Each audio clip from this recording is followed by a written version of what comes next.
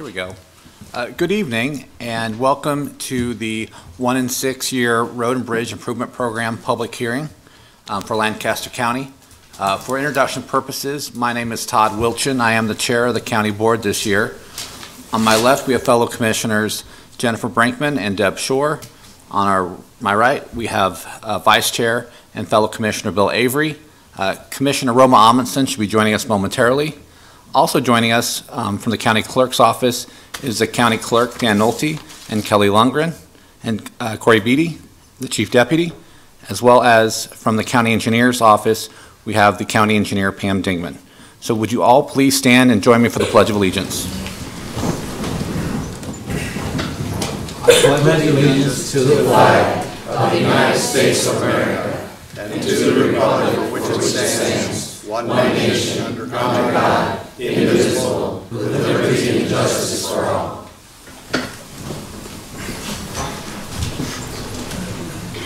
Thank you. Mr. Clerk, would you please start the agenda? A copy of the Nebraska Open Meetings Act is located on the wall at the rear of the hearing room. Additionally, a copy of all written material to be discussed at today's open meeting is available from the county clerk's staff at the front of the hearing room. The material can also be viewed on the county's website at lancaster.nd.gov. And we have one item on the agenda this evening, and that's a public hearing. This is for the 1 and 6 year Road and Bridge Improvement Program from July 1st, 2018 through June 30th, 2023. Okay. Going to go ahead and open up the public hearing for the 1 and 6 year Road and Bridge Improvement Program. First, a few housekeeping items. Based off of the agenda, we will limit each speaker to 5 minutes. And if that needs to be extended, it'll be done so at my discretion. But we have quite a few people who have signed up. So if we could limit the comments to 5 minutes, that would be greatly appreciated. That way, everyone in attendance would be allowed the opportunity to make comments. And if there are any follow-up questions, we can certainly address those at the time.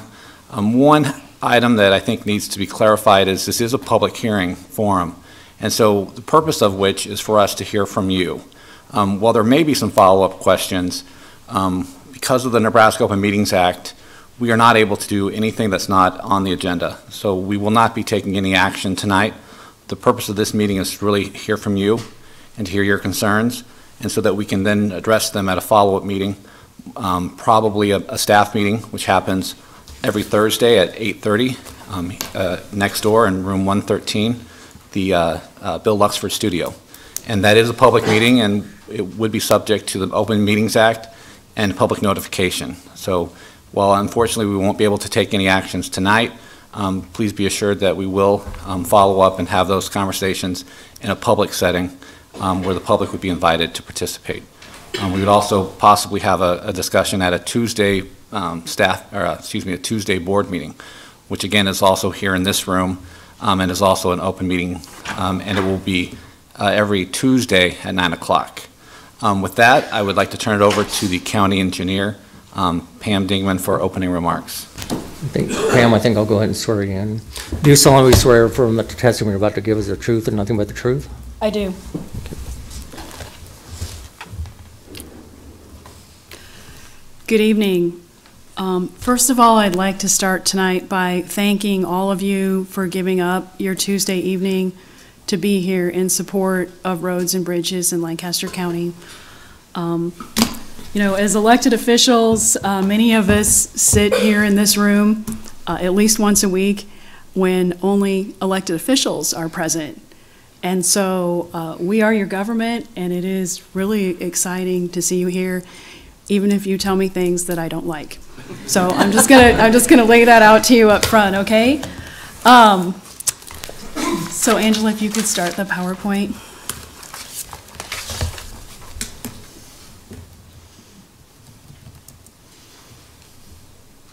Next one. So as I said, I am Pam Dingman. I am a licensed engineer. That is a requirement by state statute for me to be a licensed engineer. I have been the county engineer now for almost 4 years. I also wanted to take a brief moment to introduce my staff that is present so that you can know who might be in charge of roads in your area or what their area of expertise is. So I'd like to ask my staff that's in the room to stand.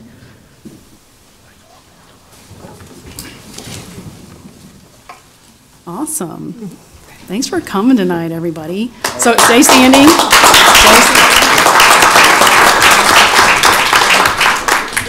Sometimes they don't follow directions. Okay, can you guys stay standing so I can introduce you and then sit down when I say your name? I know, I'm sorry, once again. Bob Jacobs, Bob, if you could give a wave, is our supervisor of maintenance. So he's responsible for all maintenance activities within Lancaster County. Next to him is Jerry Penry.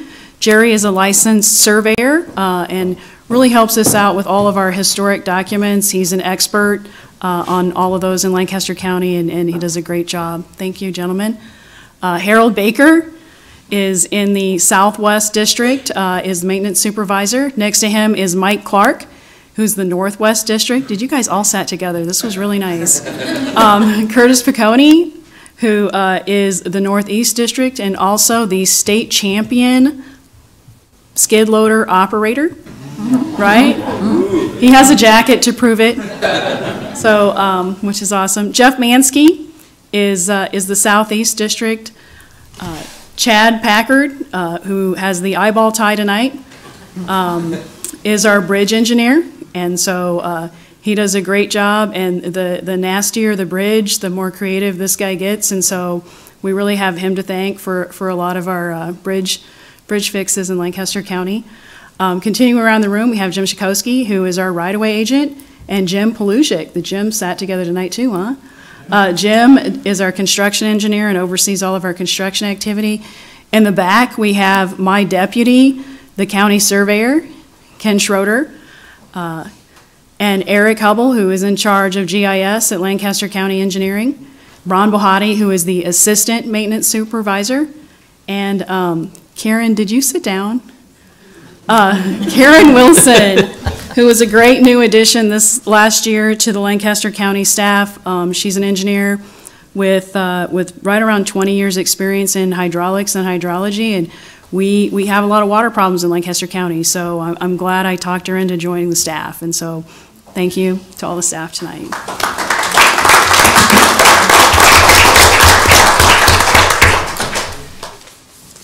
So in putting this together tonight, I always think it's important that we look back in history and we can find a lot from where we've been to where we're going forward.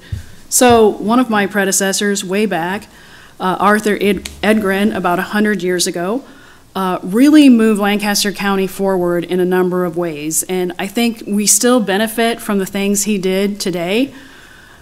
What I think is interesting is Edgren was really nationally recognized by leading Lancaster County to have the best road system in the nation. And so here's an article from 1921 where it's saying Lancaster has become famous for good roads. And I think that is really a statement from considering where we're at today. He was also the one who created snow removal in Lancaster County. The very first person to remove snow, actually statewide. It wasn't a service that was provided, and I think it's a service that we're all thankful for today. And Angela, if you can go to the next slide for me. In addition to that, he created concrete street markers because he was concerned about safety on the roads once the automobile had started driving our roads. And so he created these markers for drivers who may be unfamiliar when they were traveling from point A to point B. I think what is significant about Arthur Edgren's time is he worked along with the board to bring the county roads up to standard for automobiles. And when we think about what that must have been, he did that in 10 years. And in 10 years' time, we went from 1908, roughly, where the first Model T came out, to where in the 1920s there had been 15 million cars, 15 million automobiles on our street. And it's not different than our current day challenge as we're looking at automated cars and more automated cars and some additional things in our vehicles that we're going to have to continue to pay attention to if we want to modernize and take this county into the next level with our roads. What's interesting about the times of Arthur Edgren is if you look at the percentage of the total budget that went to roads and bridges, During that time period, it was 30 to 40% of the total budget went to roads and bridges. And I think that really says a lot for where we're at. Today, less than 15% of the total budget goes to roads and bridges. And so, incrementally, we are falling behind with the financing of our infrastructure, which, by the way, is a national problem, whether you are on either of the coast or in the center of this country. Our needs far outweigh the funding. So what is the 1 and 6? And by state statute, we have to have this meeting. It's required we have it by law. The 1 and 6 is to promote orderly development so that we don't have spot development or focus projects maybe where they're not important to the public or meet our needs. But in addition, I think the most important thing I can note about the 1 and 6 is I have people call me every day and say, well, do you know that road is not good? Do you know that bridge is not good? And I have to say, yeah, I do. And they say, well, why don't you fix it? I don't have the assets to fix it right now, sadly. The 1 and 6 is fiscally constrained, so it's against the law for me to come forward and put a project on the 1 and 6 that we don't have the money to fund. So if the estimated engineering and construction costs are higher than my budget, I can't put that in the 1 and 6. And it's the 1 because that's what I'm going to do this current budget year. And then years 2 through 6, I have to project the money I currently have forward. So that is what the current plan has. And again, I know that many of you are going to talk about projects tonight that I would like to do that I simply don't have the funding to do. I'm going to talk a little bit about, and Angela, if you wanted to go to the exhibits on the roadways. Maybe if we could talk a little bit about modernization before I go. I'm just going to step back.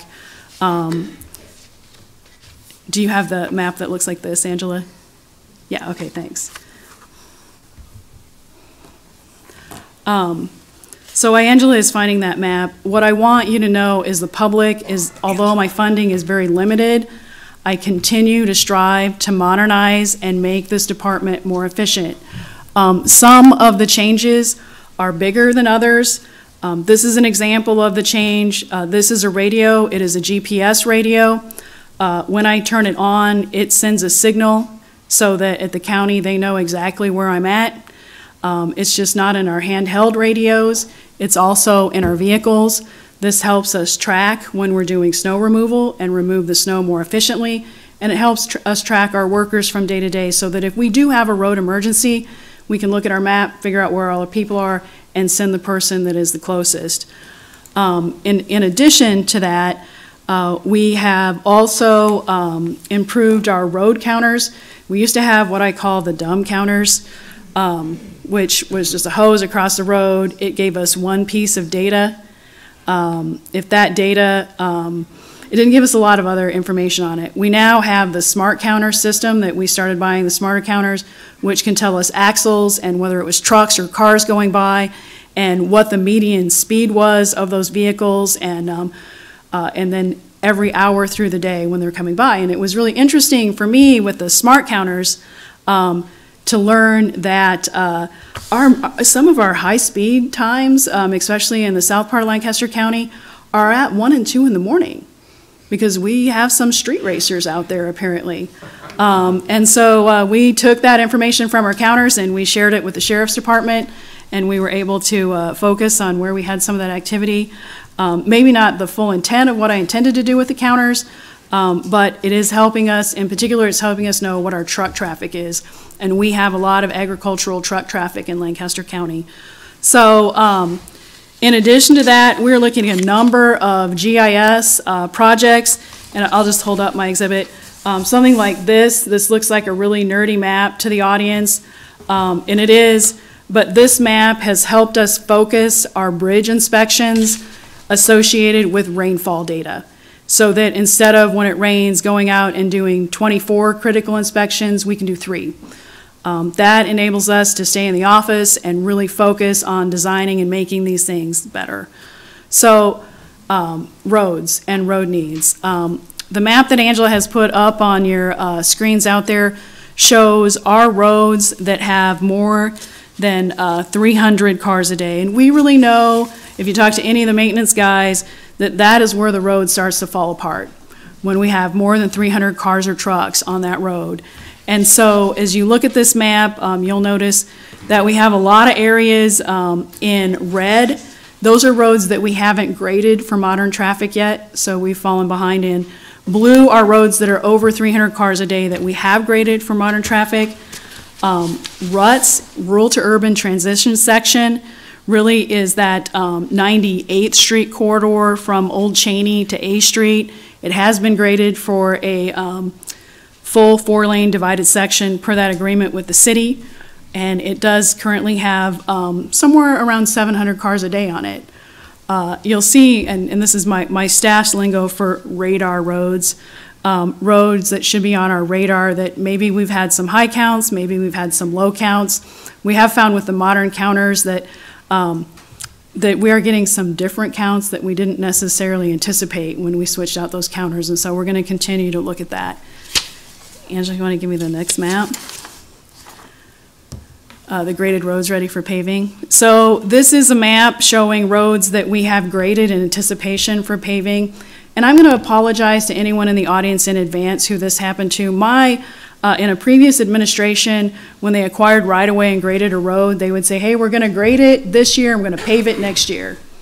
And I'll run into people who will say, well, you know, you bought that right-of-way from me 20 years ago to pave that road, and you haven't done it yet. And that's true.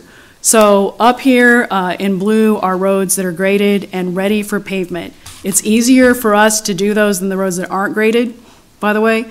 It's sad that we're now falling to the point where we know we need to pave it and we haven't graded it yet. And Angela, one more. The next slide for rec roads, Angela.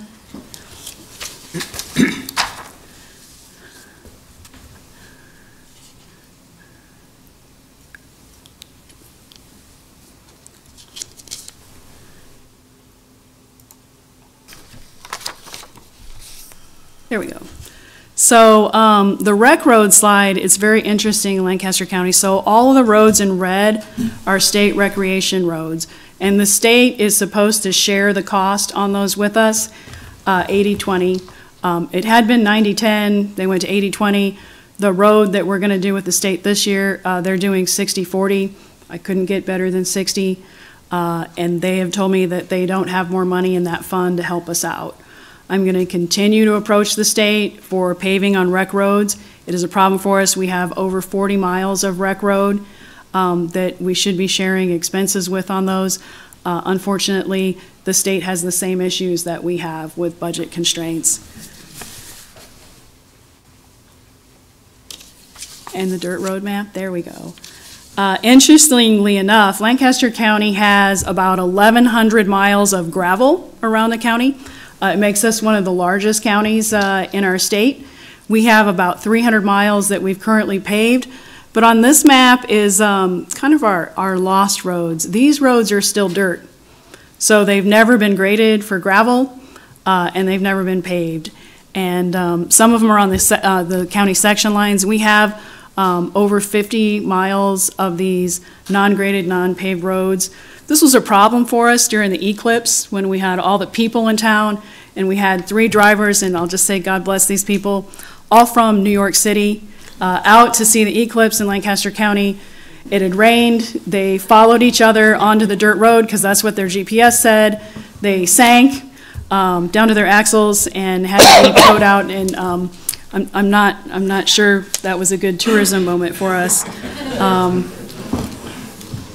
But the people from New York said that when they saw the sign that said gravel ends, they thought that meant that pavement would begin. And in Lancaster County, that means we're to the dirt. And you know, really it's against the rules to drive on those roads, I think for 72 hours after rainfall.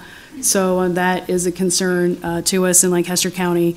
And something you always need to tell the young drivers, if you see that gravel ends, don't go down that way. And I think, Roma, during the flooding, you and I accidentally went down one of those roads and very quickly turned around. So do you have the ADT map, Angela? So this is the ADT map. I know that some of you said, hey, Pam, I saw your maps outside, like there's no way I can see those.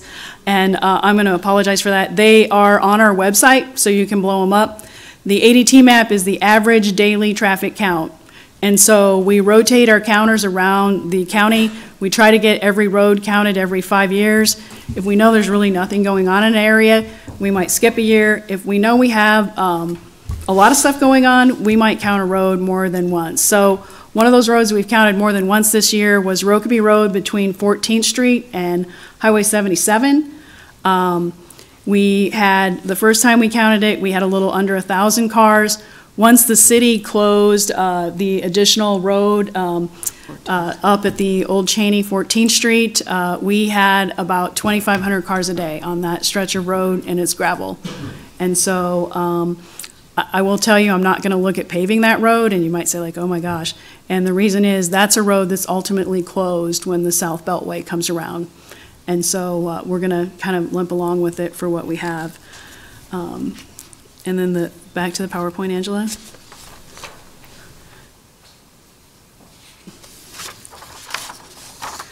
So if I'm to look at Lancaster County's roads, I just need to flip one page back. We know currently, based on our assessments of our asphalt, of our 300 miles, I have put my asphalt inventory books up front here, if anyone is interested in looking at them, besides me and my staff. We do go ahead and inspect all the asphalt every year, and we give it a rating on a 100-point scale. And it is graded on about 10 different categories. This is a proven asphalt rating system. We know that 79 miles of our asphalt need to be overlaid right now. We have 4 subdivisions that we know need to be overlaid. It's a new thing for us to overlay subdivisions, although we were taking over the maintenance of them for about 20 years. We didn't overlay one till last year. And so the time is coming when that asphalt is wearing out, and we're gonna have to start overlaying it. In addition to that, we know based on traffic counts that we need about 28 miles of additional paving in Lancaster County. So next slide, Angela. Or, can we go to the structurally deficient bridges? So this is a quick exhibit of our structurally, if we're to look at our 2 parts, roads and bridges, this is a exhibit of our structurally deficient bridges. I may add that our bridges are structurally deficient, scour critical, fracture critical, or functionally obsolete, or posted. Some of them, if it's a really bad bridge, it may be all of those, and so, which is unfortunate. Angela, you want to switch to the scour critical bridge map? So this is a map by district of the county of our scour critical bridges. Many of our scour critical bridges, and what that really means is that in a storm, these bridges have a tendency to have the soil behind the abutments wash away, which makes the bridge no longer stable. The reason most of the bridges that are closed in Lancaster County are closed right now is because they failed a scour critical inspection. And we know that once they get to that point, sometimes we can go in and repair them, sometimes we can't. So do you want to switch to the fracture critical bridges, Angela? So fracture critical, and this last year, and I'm sure this person isn't in the audience because I don't see him, but I had a gentleman call me and say, well, you have that old steel bridge, the old, and if it's a steel bridge, the old truss bridges, and you have it weight rated for 10 tons and max, and I drive my grain trailer over that all the time, and I haven't fallen in. And I'm just going to tell you that the bridge doesn't always fall in on the violator. And so, and I said to this gentleman, you know, just because you haven't fallen in yet doesn't mean you won't. There was a dramatic bridge failure of one of those old truss bridges in Iowa this year where the truck did end up in the creek and the driver was okay, but he may have been a little shaken. So, so when we look at fracture critical, that's those old steel bridges. The reason they're fracture critical is because they fail suddenly. There's no redundancy in them. And when they go, they just go. And we do have We do have several of those, and I just always want the public to be aware that we mean it when we put a posting of a weight on these bridges. We're serious. Functionally obsolete bridges, Angela? So these are bridges that they may not be wide enough to carry a modern vehicle. They may not have the right sides for them to work. We have some of those too. And then posted bridges, Angela? So there's a lot of discussion when we talk about posted bridges. And if it's posted, if you see a 3-ton posted in front of a bridge, that's your car. And so I always think it's interesting, even for us at the county with posted bridges, we had the state patrol come out and weigh some of our trucks so that we were sure that we were compliant.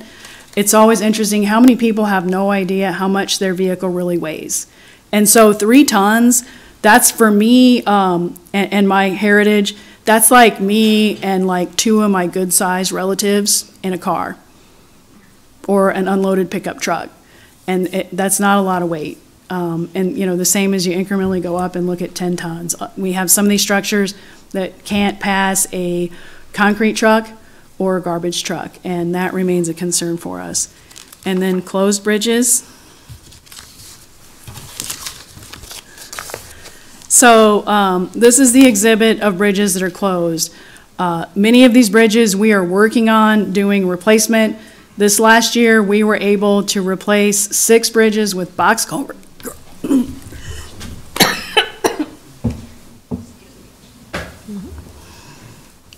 I need you to take over. I don't know if I could.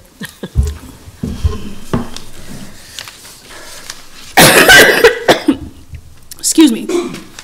We were able to replace some of these bridges with box culverts at about 1/3 the price. So, if we could go back to the PowerPoint, Angela. And the bridge conditions. So we know that we have 27 structurally deficient bridges, 24 scour critical bridges, and a total of 9 that are currently closed. Next slide, Angela.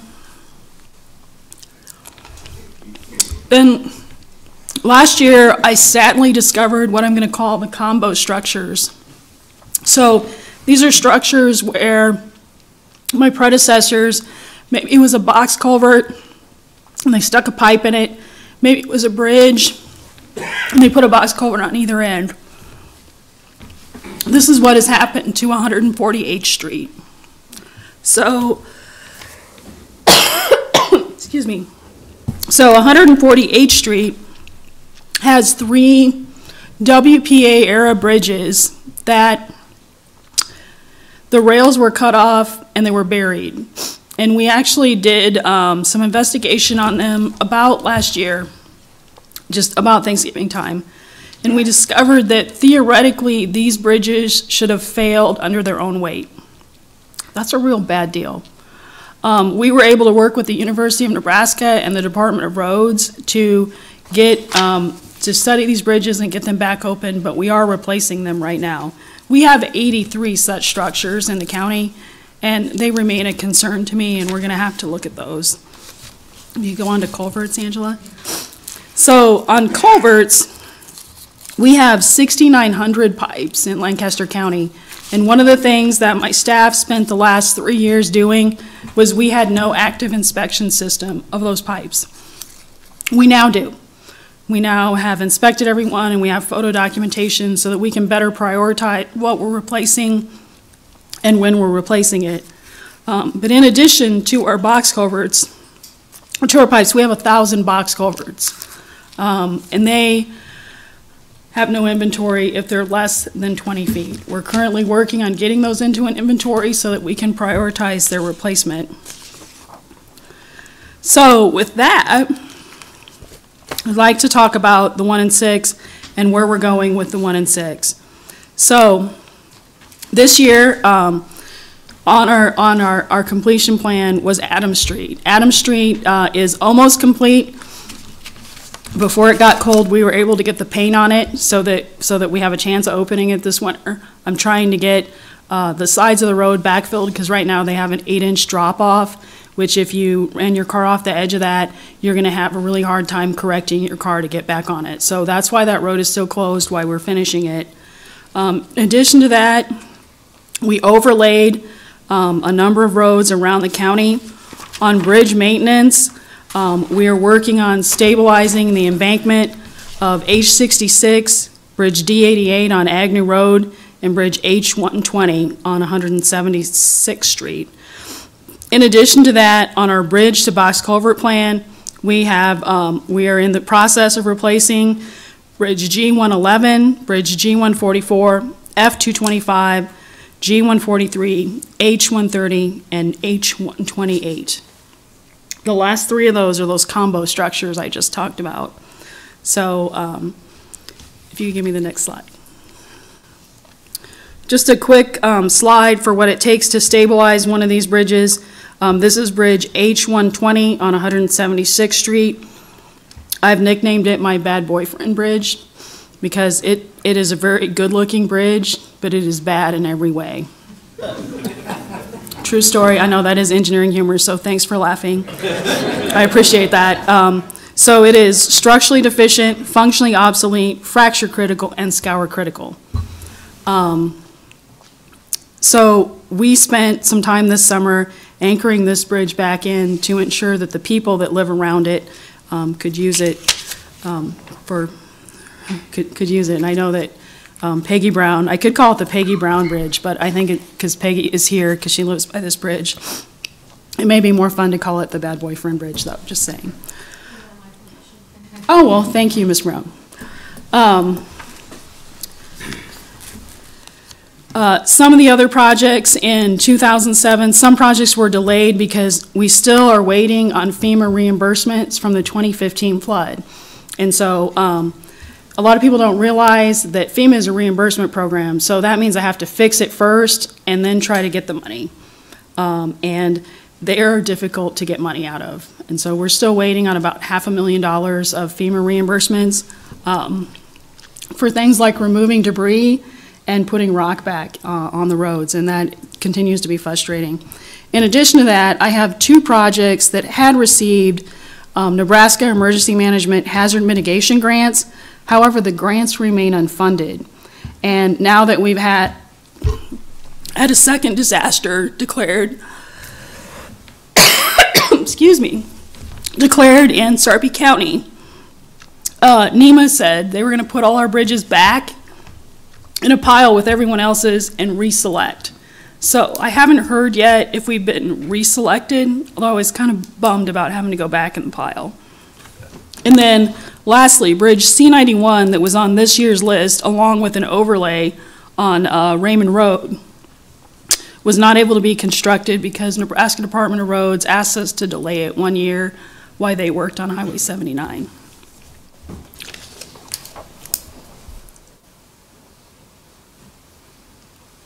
Just a few quick pictures of some of our projects from 2017.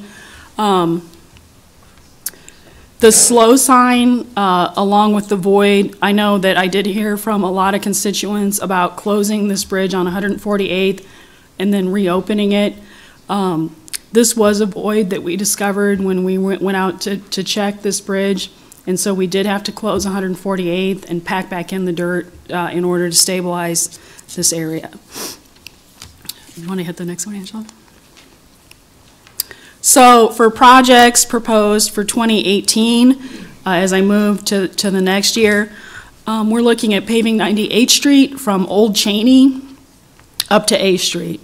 This stretch has about 700 cars a day on it, and it is very difficult to maintain, and it's very difficult to actually even get the grader on it to try to stabilize it at all. In addition to that, it was graded to the rut system, rural to urban transition section.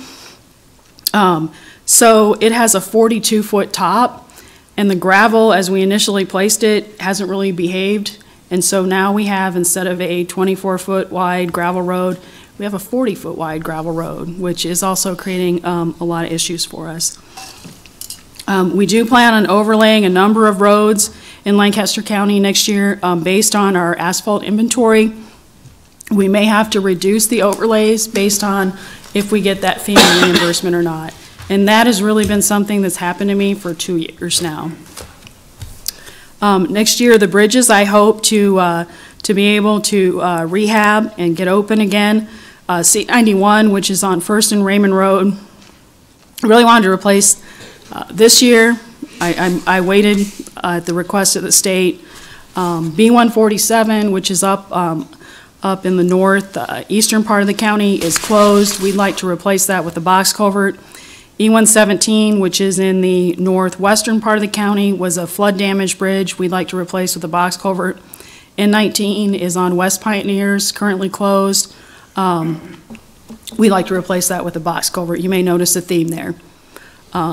Bridge to box, we know it's a third the cost. Major bridge maintenance on Bridge O145. This is on Pioneers in the Wilderness Park area. We're going to do that in conjunction with the City of Lincoln, Stormwater Department, and as well as with the NRD. We know that in many places during the flood of 2015, the Salt Creek itself dropped about 3 feet. And so now what we have is all of those little tributaries, they want to drop 3 feet too. And our bridges just really can't deal with that. We have a number of culverts we're going to replace next year as we look at our culvert replacement program.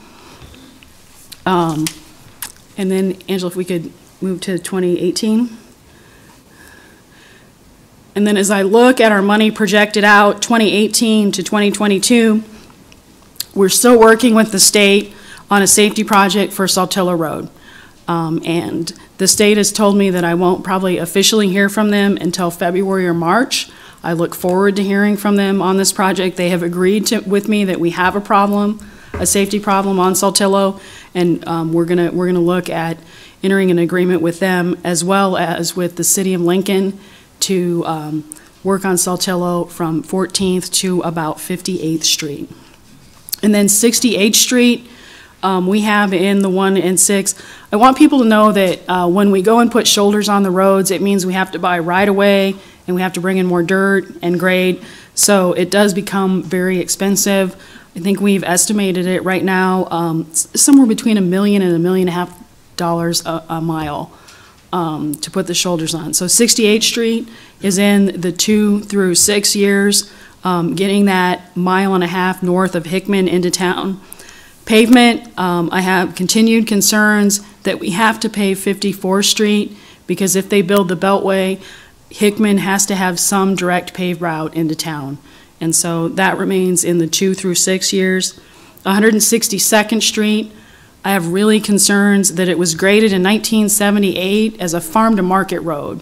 We know it currently has about 400 trucks a day on it. And so it is very hard for us to maintain. These trucks tear it up. Plus, if we were to pave 162nd Street from Highway 6 to the county line, it connects with paving in 2 other counties, and it gives this whole region a lot more connectivity. Southwest 14th Street in the southeastern part of the county, we have a 2-mile stretch of that. For some reason, we paved 1 mile, and we didn't have the money to pave the other 2 miles years ago. I'd really like to connect that pavement to pavement connection. I think makes a lot of sense for us. And then we need to look at the engineering of 98th Street A to O. And we bought the right-of-way for that several years ago, and it remains an unopened section line road. Again, for connectivity for Lincoln and Lancaster County, that is important. As well as 98th Street, Adams to Holdridge. We know that that stretch also has over 400 cars a day on it. We have several bridges that we're looking at in the years 2 through 6. One of them is Bridge F88. Bridge F88 has actually been on our 1 and 6 plan since the late 90s. It is a bad bridge. It's located on North 14th Street, about 2 miles north of Stonebridge Creek. And then, although we don't have any money in the South Beltway, we have 26 road connections in the future with it that we'll need to coordinate with Department of Roads as we go on. And then the East Beltway, we still are running the risk of corridor protection. So that is a protected corridor, should it be funded by the state or federal government.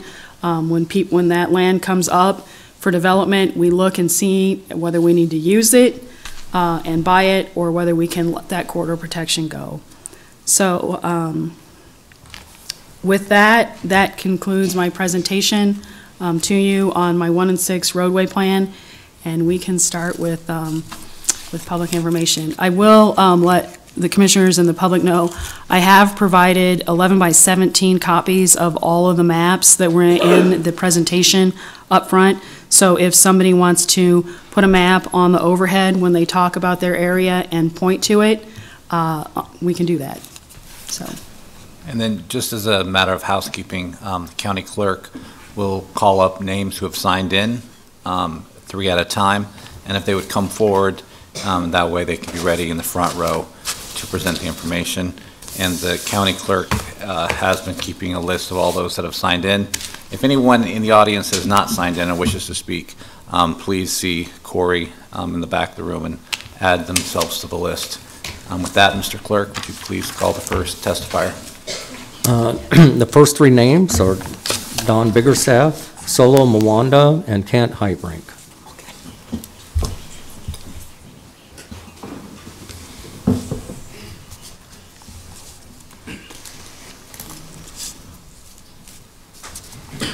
Hi. I'll need to swear you in. Do you solemnly swear or affirm that the testimony you're about to give is the truth and nothing but the truth? Yes. My name is Don Biggerstaff.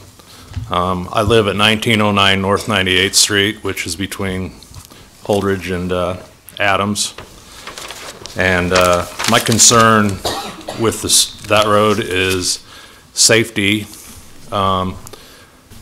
When we were first out there, before Lincoln grew around us, it was fine, but with Lincoln encroaching both sides, the traffic has increased huge amounts, and the biggest concern I have is the dust and visibility, and I don't know if we can do something about that, but we've had an incident where a school bus and a kid getting on the bus just about got hit. There's a lot of times we get truck traffic going down the road, and you literally can't hardly see the cars coming on, head on to you, even with their headlights. It's a big problem, and I just don't want to see anybody get hurt. And I don't know if it's the type of dirt or what, but it's bad. And the other problem, when we do get heavy rains, the road with the trucks and everything on it, my mother-in-law won't even come out to my house because she's afraid she'll get stuck in the mud. So, is that a good thing or a bad thing? No don't comment. have to answer that. No comment. But anyway, that's all I have, and if there's some way of moving that up to get it paved sooner, I would be very happy to have that happen, but that's all. Thank you. Thank you very much for your testimony. Oh, I have one other thing. There's several people. Can you come Oh, will you please stand up to the microphone so we can get you on the record? There are several people here from my stretch of road that are here to support, and could you please stand up?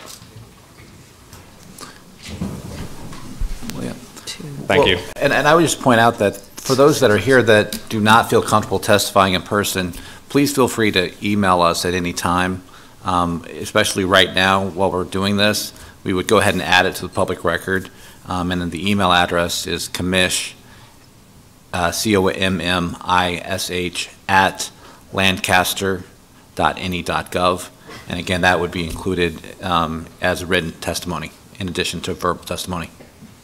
Thank you. Okay, you're welcome. Do you solemnly swear or affirm that the testimony you're about to give is the truth and nothing but the truth? I do. Well, my name is Solo Mwani. I'm the lead pastor at Lincoln City Church. First of all, I want to thank County Engineer Pamela for all the work you do, and the commissioners. We recognize there's a lot in Lancaster County, and sometimes you feel like your need is more important, and you guys do a great job. So we thank you for all the things you do for Lancaster County. But we are located at 5001 South First Street. That's between Old Cheney and Pioneers, just east of Highway 77.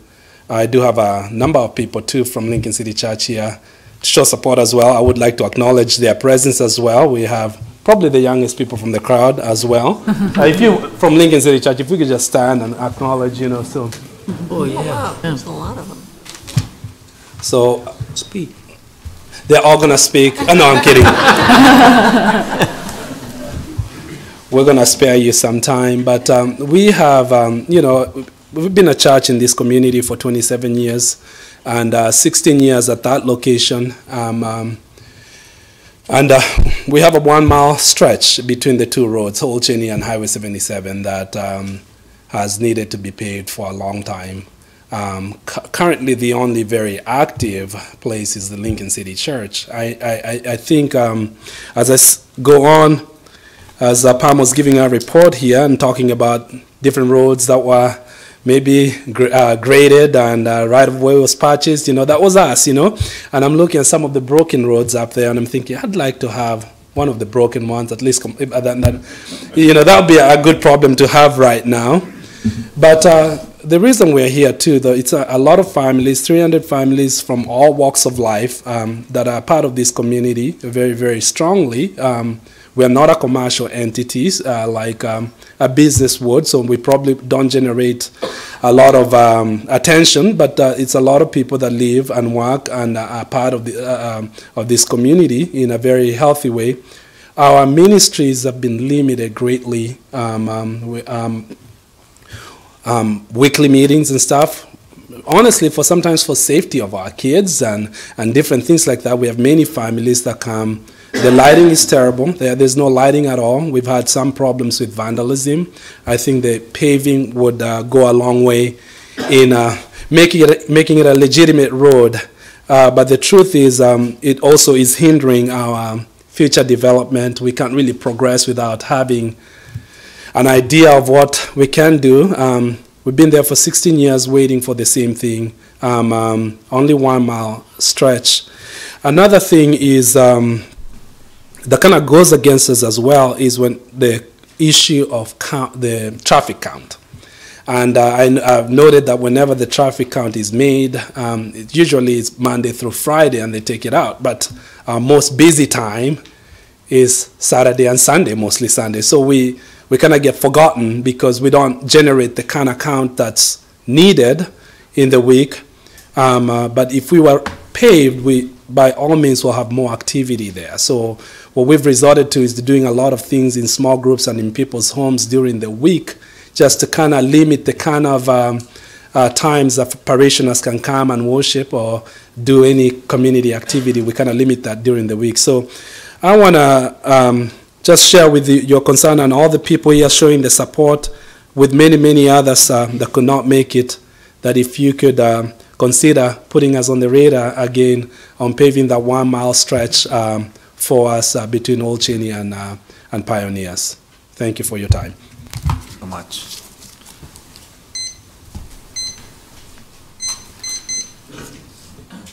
Next was Ken Heitbrink.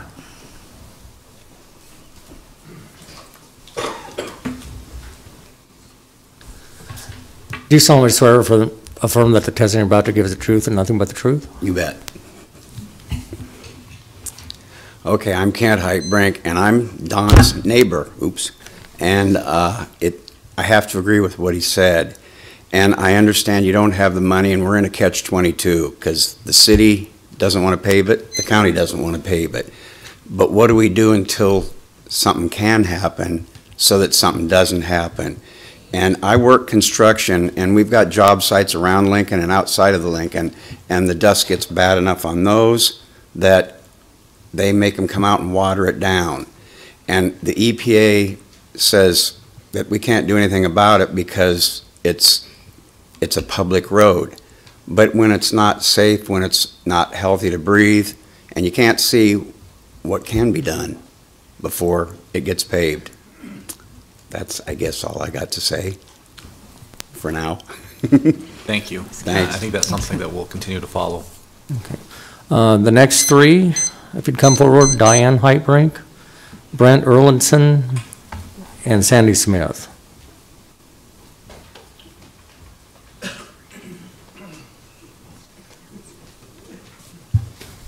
Do you solemnly swear or affirm that the testimony you're about to give is the truth and nothing but the truth? I do. Good evening. Just kind of the same. I was here last time we had a meeting, and really would like our 98th Street to be considered, maybe moving it forward a little bit from where we are right now. I know I've asked for traffic counts. I don't know if there's anything new or if we've had that new electronic counting done or how recently that's been done. But in our neighborhood now, I know that we've gone back and forth between rock and gravel and all of that just to kind of keep that road in a decent condition. We honestly have rush hour traffic on our street now, and it is that bad. You can't go to your mailbox, you can't be outside, you can't, you just can't live outside at our place anymore, and it's too bad. You can't grill out, you can't really, you just cannot be outside. Commissioner Schwartz. Could you give us your specific address? I am at sorry, you just said- 1601 North 98th, so just a block north there on 98th. Thank you. The intersection there is, I think, becoming quite dangerous to get, cross or to turn left or right onto Holdridge Street as well. I think you'll see a lot more traffic on that. So even slower speeds, anything like that would be, somewhat of a benefit for us. So just want some consideration to maybe move that a little bit forward. I think we're looking at increased traffic as they build all of those houses north of us and south of us. I mean, there are just more and more rooftops going up constantly. So I think we won't see less traffic. And I'm surprised to see, honestly, on this list that the traffic is as low on this count as it is. So, thank you. I think Commissioner Avery has a question. I do. Is your house located close to the road? Unfortunately, it's a sticky wicket for us. I don't like asking for pavement because I know they're going to take 60 foot of my front yard, and I'm 100 foot off. It's a problem. Thank you. Thank you.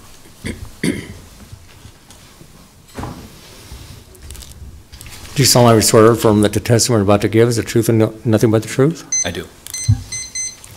My name is Brett Erlinson, and I live at 1740 Southwest 33rd Street. I'm in the Timber Ridge Homeowners Association. I'm the president of that group. The city has informed us that we are on the calendar to have a major road construction project on West A Street affecting us in the year 2021.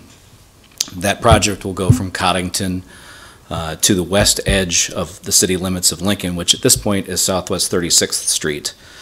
The next major intersection is Southwest 40th Street, where just last year we finally had the ability to go from A to O Street with the bridge that goes over the railroad.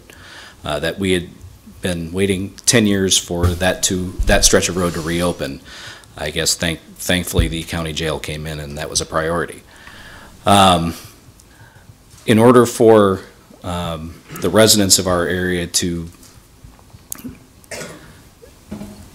handle the road construction project that's going to be disrupting their lives in 2021 in a major way, the city is going to make that according to standard. It's going to be widened. It's going to be improved traffic flow. However, there's going to be a quarter mile that is still going to be under the county maintenance that isn't going to be touched at least until after 2023, according to this particular list of projects. At the point at which that does happen, there will be excess construction that will be affecting our homeowners who will see the road torn up twice at that point. So I would just like that particular project to be taken into consideration because there is extra traffic that is happening in that intersection from 36th to 40th and north and south. So that could be an opportunity to also improve that intersection as well. Thank you. Thank you.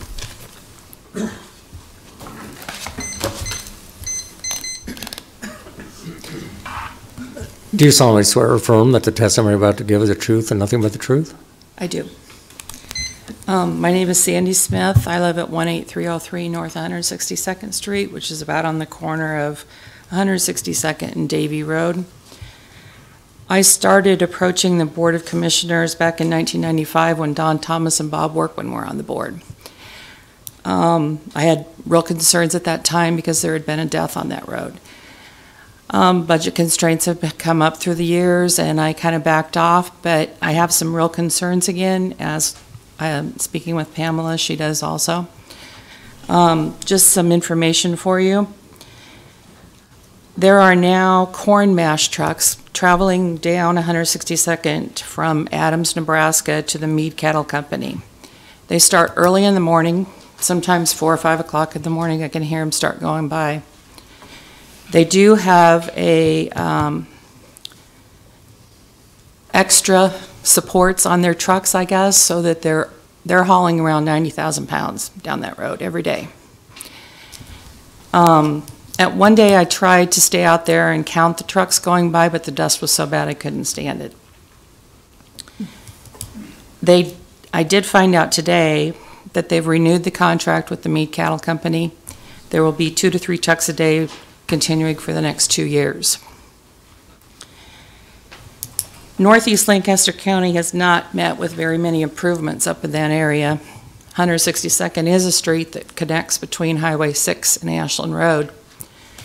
I know that there was some improvements done on the bridge at Salt Creek with some federal monies, and I know there was some improvements done at the bridges at Rock Creek with some federal monies.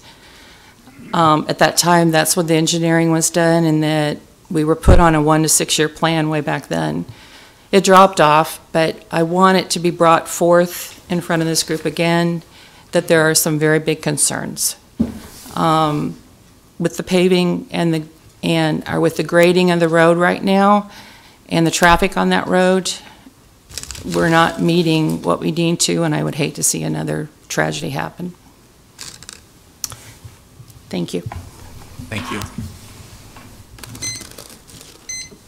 Okay, the next 3 would be Mark Antonson, Michael J. Worrell, and Ken Hyatt.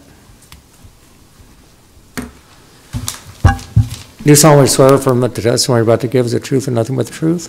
Yes. Mark Antonson, 1521 Southwest 30th Street. I represent the West A Neighborhood Association, whose boundaries are Southwest 40th to Salt Creek, from Van Dorn to O Street, which means we have the pleasure of having 2 commissioners as our representatives as we straddle districts 2 and 3. I also have some members from our neighborhood in attendance tonight, and if they'd like to stand and make their presence known, I know not everybody tonight is going to be speaking.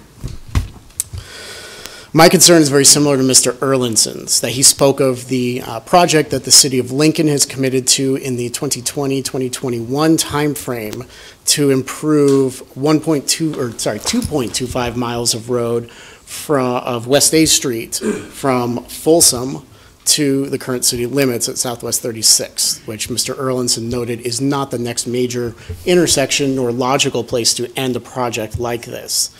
Therefore, my ask for the commission is to look at doing this in partnership with the city, since they already have a project in design phase and scheduled and funded on the books. I think it's fitting that we're having this discussion tonight in a building that recognizes the cost savings and benefits of city-county partnerships and the great benefits that those can bring to our taxpayers of the county and the city. So I think it only makes sense to look at doing this as a combined project. I'm asking for a 1/4 mile of road where the city is already planning 2.25 miles of major improvement to this street. I think it makes sense for the neighbors and for the taxpayers of Lancaster County to work to take advantage of these efficiencies wherever we can. The county engineer did a wonderful job of explaining the shortfall that we have, and I think the only hope we have of closing that gap is to take advantage of these partnerships where we can with the city and other funding partners to get more done with the same amount of tax base that we have. Any questions? I guess the only question I have, and I think that previous speaker mentioned it, but I didn't catch it. What's the distance between the 2 points that the city's paving? Yeah, can we switch over to the document camera here?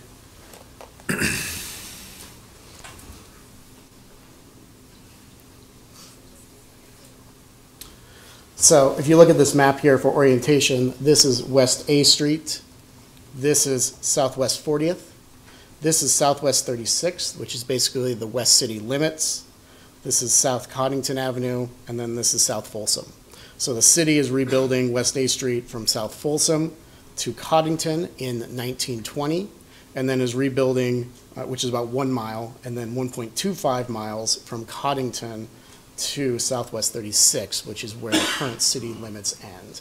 So what we're looking at is to continue this connection and connect us to that wonderful bridge that we now have and enjoy, to finish this road project out to its logical conclusion, which is the intersection with Southwest 40th, not the arbitrary city line at Southwest 36th. Thank you. Any other questions? Okay, thank you so much. Thanks. Do you solemnly swear or affirm that the testimony you're about to give is the truth and nothing but the truth? I do. I'm Michael J. Warner, middle initial J, last name Warner. I live out at 10220 East Oak Lane Circle, Waverly, Nebraska. I'm actually the mayor of Waverly as well. First of all, I'd like to thank Pam and her staff that sometimes it doesn't get said enough about the good job that the county roads department does do. It's probably an astronomical thing to look at trying to maintain. I also realized, I sat down and spoke a little bit with Mr. Avery, that our city is probably no different than the county, that it seems like needs always far exceed the financial resources. So it's always a matter of how can we make some of these things happen? And we have to prioritize them, and that's why we have some planning meetings, hopefully, so we conduct things in an orderly fashion. I would like to speak in support of the 1 and 6 year plan of the paving of North 162nd Street. I would humbly ask that the commissioners and the engineering office think about extending it 1 more mile from Highway 6 to Bluff Road. That would be a missing segment there on 162nd.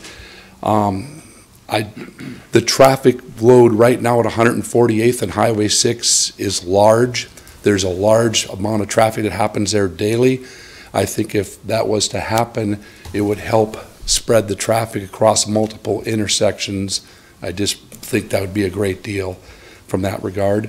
The only other thing I'd like to add would be, I know it's not in the planning of the 1 and 6 year, but I would ask at some point that maybe for next year that the city would like to sit down with the county, that we need to discuss finding another truck route around Waverly.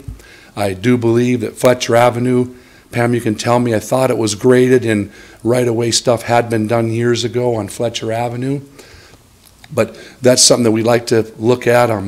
As the commissioners know, we have 3 schools along Amberley Road. That's our truck route now, is Amberley Road. And the elementary, the middle school, and the high school is all along there.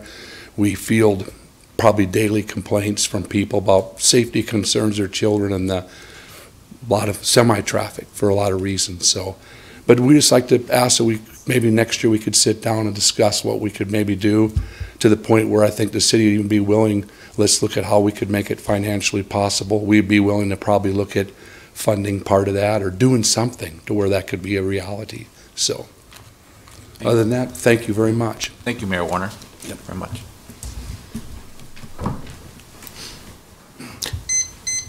Do you solemnly swear or affirm that the testimony you're about to give is the truth and nothing but the truth? I do. I'm Ken Hyatt, and I go to Lincoln City Church. In the past, I was responsible for exterior maintenance, and so especially during the summer, if we had special events and the right-of-way hadn't been mowed, I would call maintenance, and they've responded very well, come out and mowed. It's nice to have a nice looking ditch if you have weddings and people are out there. So I really appreciate maintenance. They did respond when we asked for help. Even in wintertime, they're very good at making sure the road is open on Sunday. And so I appreciate the maintenance people. A little bit of contact I had with them, they responded very quickly, and I really appreciate maintenance. My concern, and while I'm here, is because of First Street. I don't remember exactly how long ago, perhaps 10 years, Pastor Jerry and I came to meetings like this, and we asked that First Street be paved.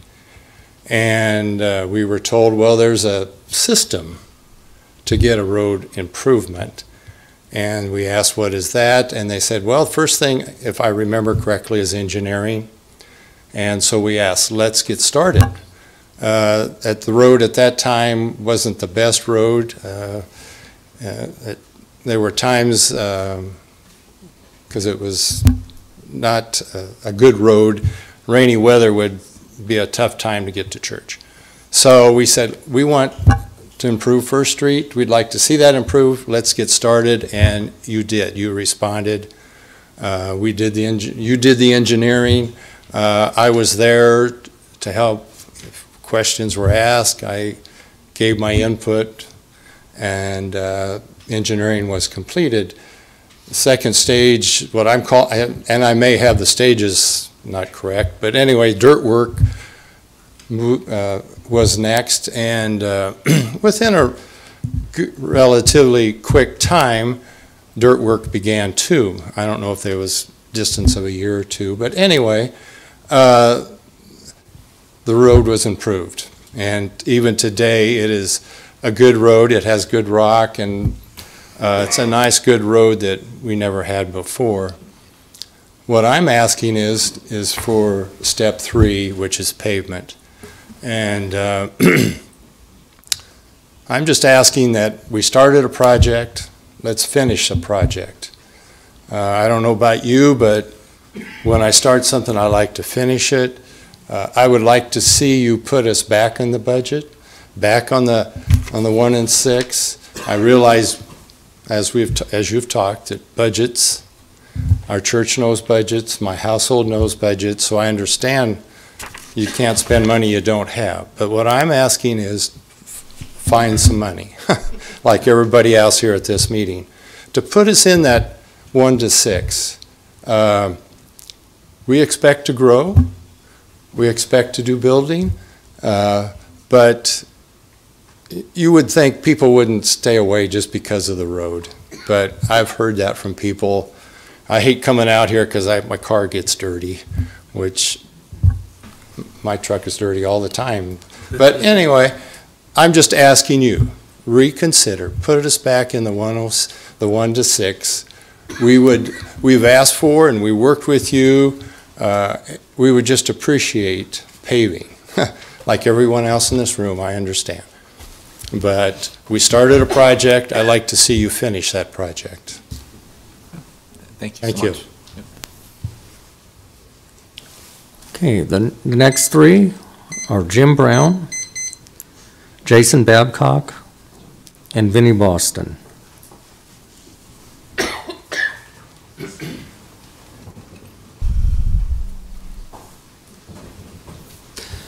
Do you solemnly swear or affirm that the testimony you're about to give is the truth and nothing but the truth? Yes. Name's Jim Brown. I'm at 8757 Bennett Road, and my concern is a quarter of a mile of Bennett Road is dirt from 87th Street to our driveway, which poses a lot of problems for us. Pam, you indicated in your introductions that people don't pay any attention to the signage in most anywhere. It's on both ends of the road. It's dirt road, but as soon as it rains or snows, there's people stuck out there all the time. And they usually come to my door asking for help.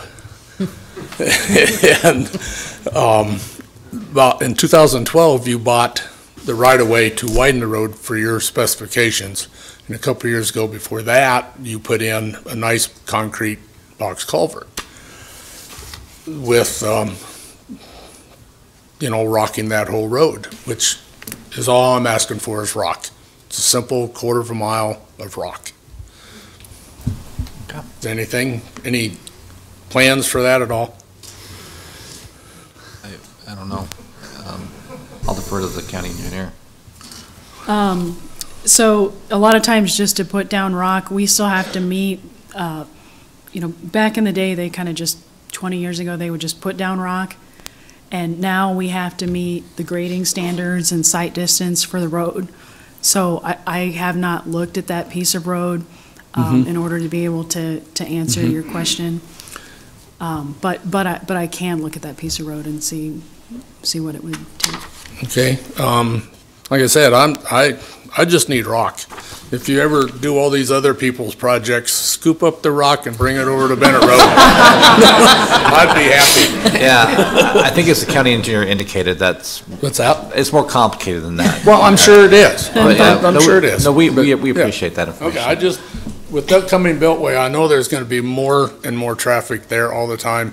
With the city limit moving further and further south, there's already more traffic on that road. And quite frankly, that is a concern that we'd have to look at what the Beltway plans are in that area too, and make sure we've coordinated everything with it. But we can look at that. Yep.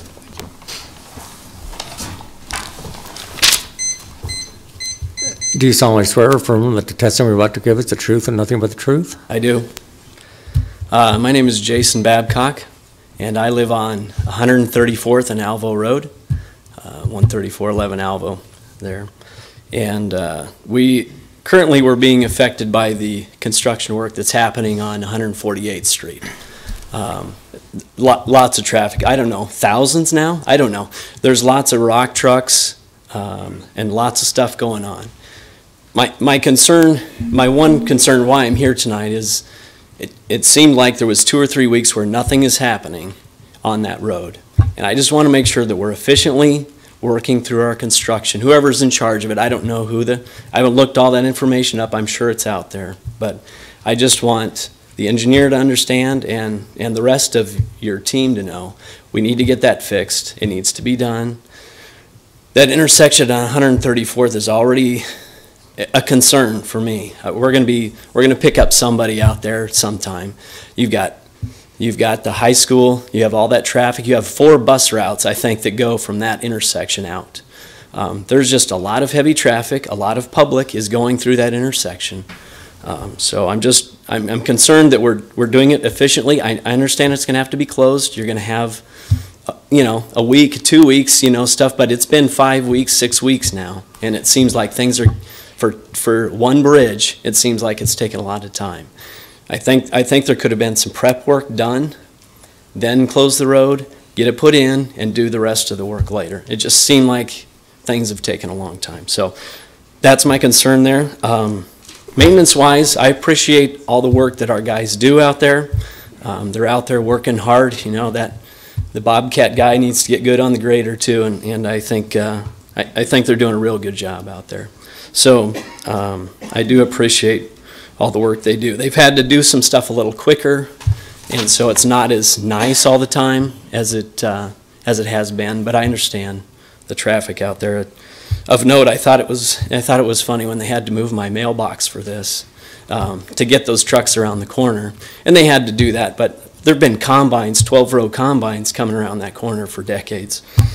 So anyway, but that's fine. But we need to work on that. The detour, I don't think is working where you want half the traffic to go to the east. They're all coming back to the west, and so they can get down 134th and go into Waverly. So anyway, as quick as you can, I understand the issue there. I think the people on 98th Street are seeing a lot of traffic because this H66 bridge is closed, first of all, right? If you get that opened up, I think that 98th Street issue goes away a little bit, and all that traffic will come back on my road. But because all the GSK, there's a lot of GSK, Novartis employees that run my road, and I am the what did Mr. Warner say? I am the truck route right now. Alvo Road, once you get that bridge back open, there'll be trucks on there. Contractors, trucks, high school students, and buses. So it's a heavy road. I don't necessarily want you to pave it because then it becomes a rocket road. And so you can leave some of those dips in there. Go ahead, leave a little washboard. It keeps people from racing between the wellheads. Yeah, other than that, thank you very much. I do appreciate the county and their work here. Thank you. Jason, I would just like to comment. Yeah. Thank you for bringing up North 148th Street, because that has been a challenge for the county. It was not something that we anticipated. I know that the county engineers talked a lot about the discovery of those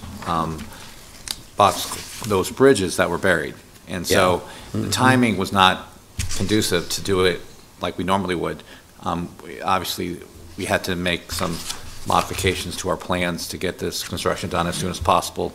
And with the detours, I know that we've worked to do a few things, modified the traffic control devices, lower the speed limit, but also asked the sheriff to do more patrols to make sure that the individuals who are taking those detours, who don't normally drive on gravel roads, can navigate them safely. Right. And so, yeah, we appreciate your patience, and I know we all look forward to having 148th Street completed. Get it cleaned up. It'll be a nice road, and so I do hope that can be done.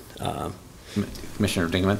So, I'm sorry, Engineer Dingman? you know, I don't know whether that would be a promotion or a demotion, Commissioner Wilton, but You're sitting up here with us, so I guess you're... my once a year sit with you guys.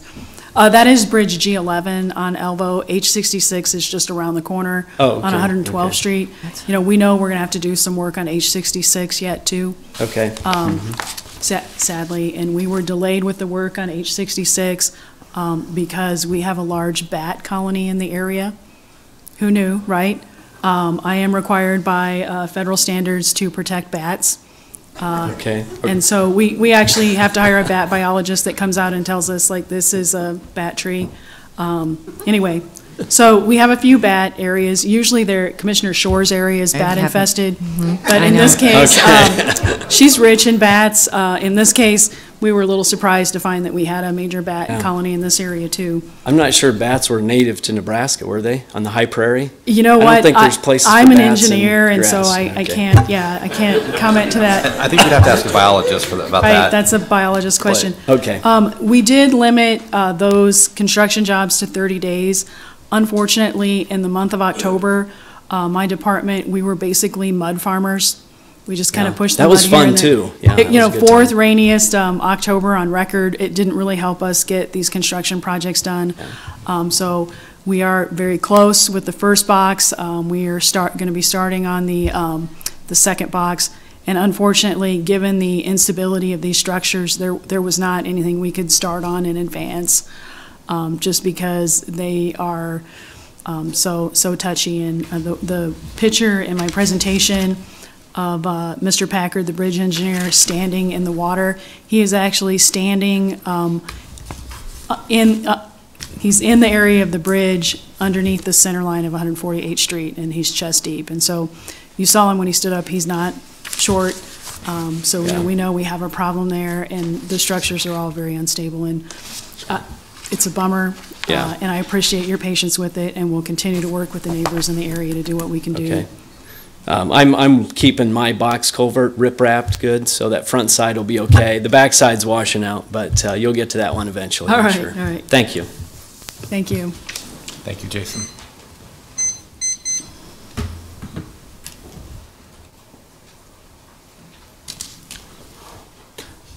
Do you solemnly swear or affirm that the testimony you're about to give is the truth and nothing but the truth? Yes, I do.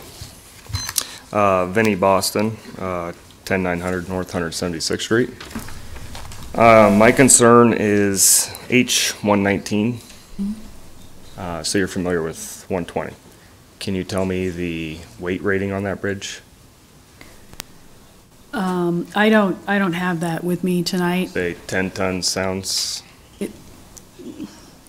It is not a good bridge.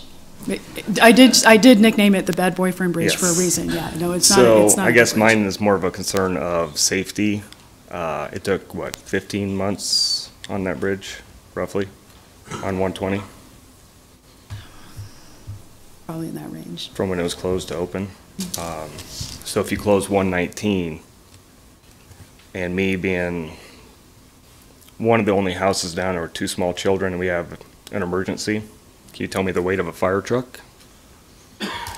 Or the garbage trucks to get to me?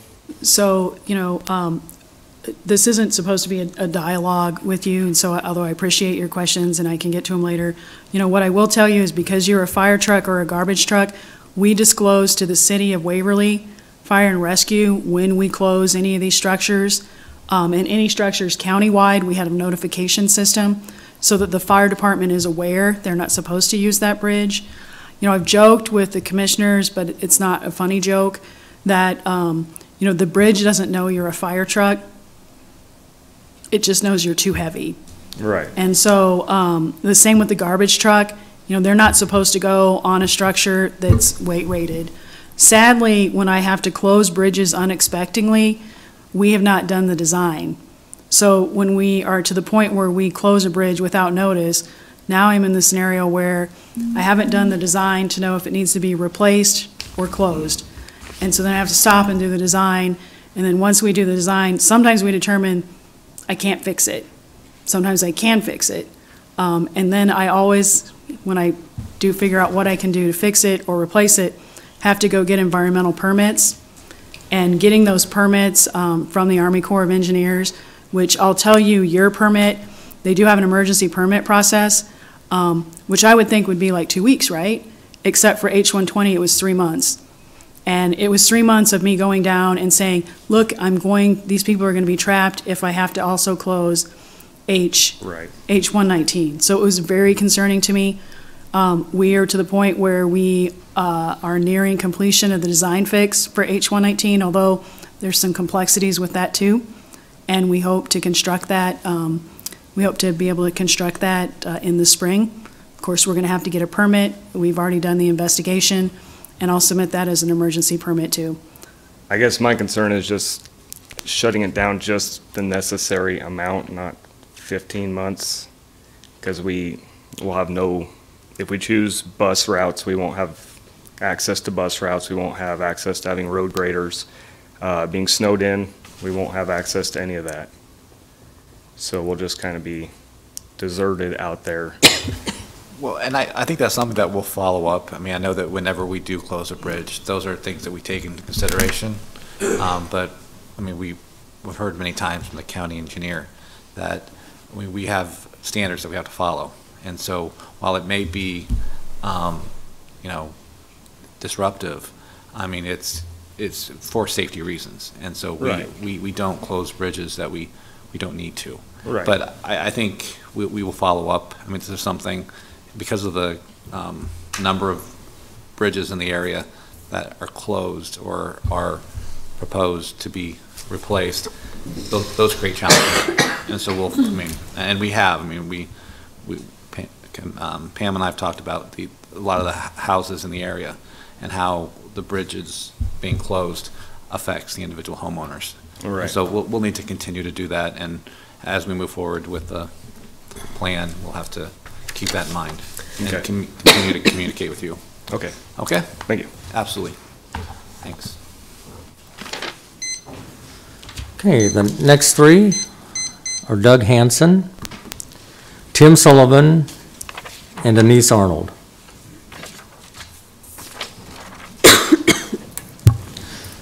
Do you solemnly swear or affirm that the testimony you are about to give is the truth and nothing but the truth? Yes, I do. Thank you. Thank you for this opportunity. I'd like to thank Ms. Dingman and Commissioner Shore and other commissioners for allowing this public hearing. My name is Doug Hanson. I live at 905 Larkspur Drive in Hickman, Nebraska, and I'm also the mayor of Hickman, Nebraska. Again, thank you for allowing this opportunity to speak. I'm here to speak in support of the 54th Street work, paving that. It's, I believe, graded, rocked, ready to go for paving, but from Roca Road to the city of Hickman. Also 68th Street, which Pam had shown on her display, from Roca Road to the city of Hickman. So I am in support of that, definitely.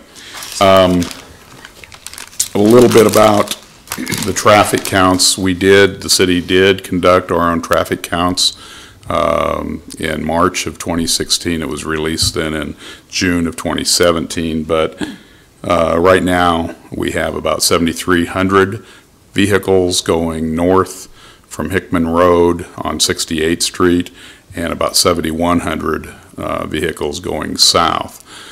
Just to give you a little bit of background in the growth in Hickman, I think most folks realize that Hickman is one of the fastest, if not the fastest growing city in the state of Nebraska. And the Beltway is going to make a difference with that as well. In March 2014, those counts were somewhere around 5,300. It's a 27%, approximately 27% increase in 3 years. So we are working through right now conceptually and in design for widening 68th Street within the city limits of Hickman. We certainly want to connect that, obviously, with and work with Pam and the county engineer's office to do that.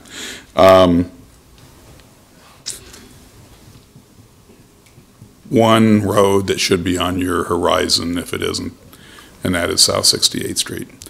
I think you've maybe heard about the October 25th fatality that happened out there. If you've been on South 68, this is the road between Hickman and North School District, and actually Hickman to Firth Road. That's a very narrow road. There's no easy way to get off of that road.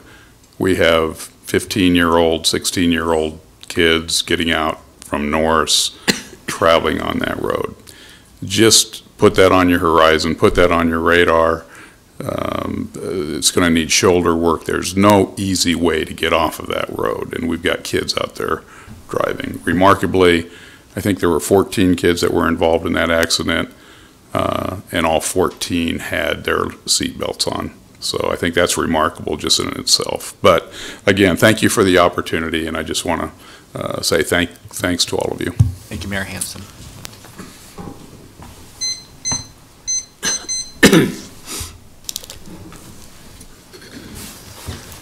Do you solemnly swear or affirm that the testimony you are about to give is the truth and nothing but the truth? I do.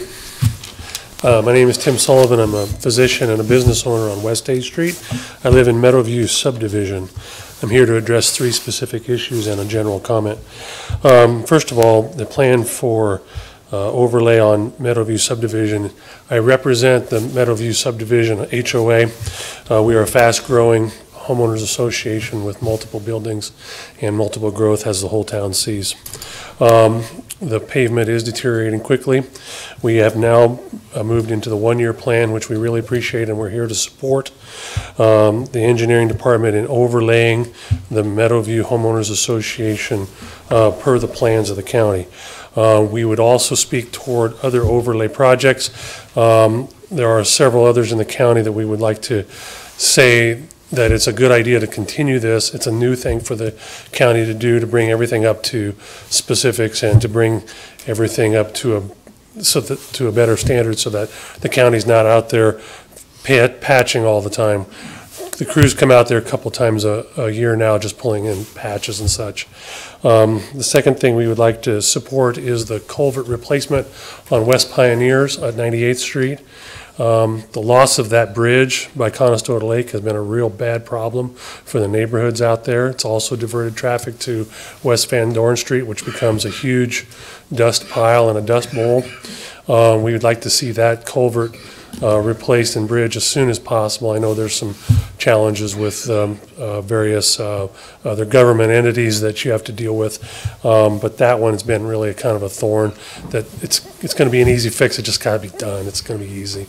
Okay, the third thing is, as a business owner on West 8th Street, I also stand in support of the extension of the proposed West A improvement from Southwest 36th to Southwest 40th. It doesn't make any logical sense, as the 2 speakers before me have mentioned, not to go ahead and consider that as an extension of the 2021 building for that. It's just less than a quarter of a mile. Be pretty easy to get done. It would really help with the jail and all the traffic that's going around the other.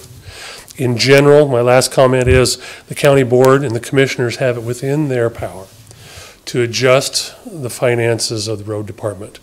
One of the things that hasn't been discussed tonight is perhaps plead or implore to reconsider the budgetary considerations you guys have done over the last year.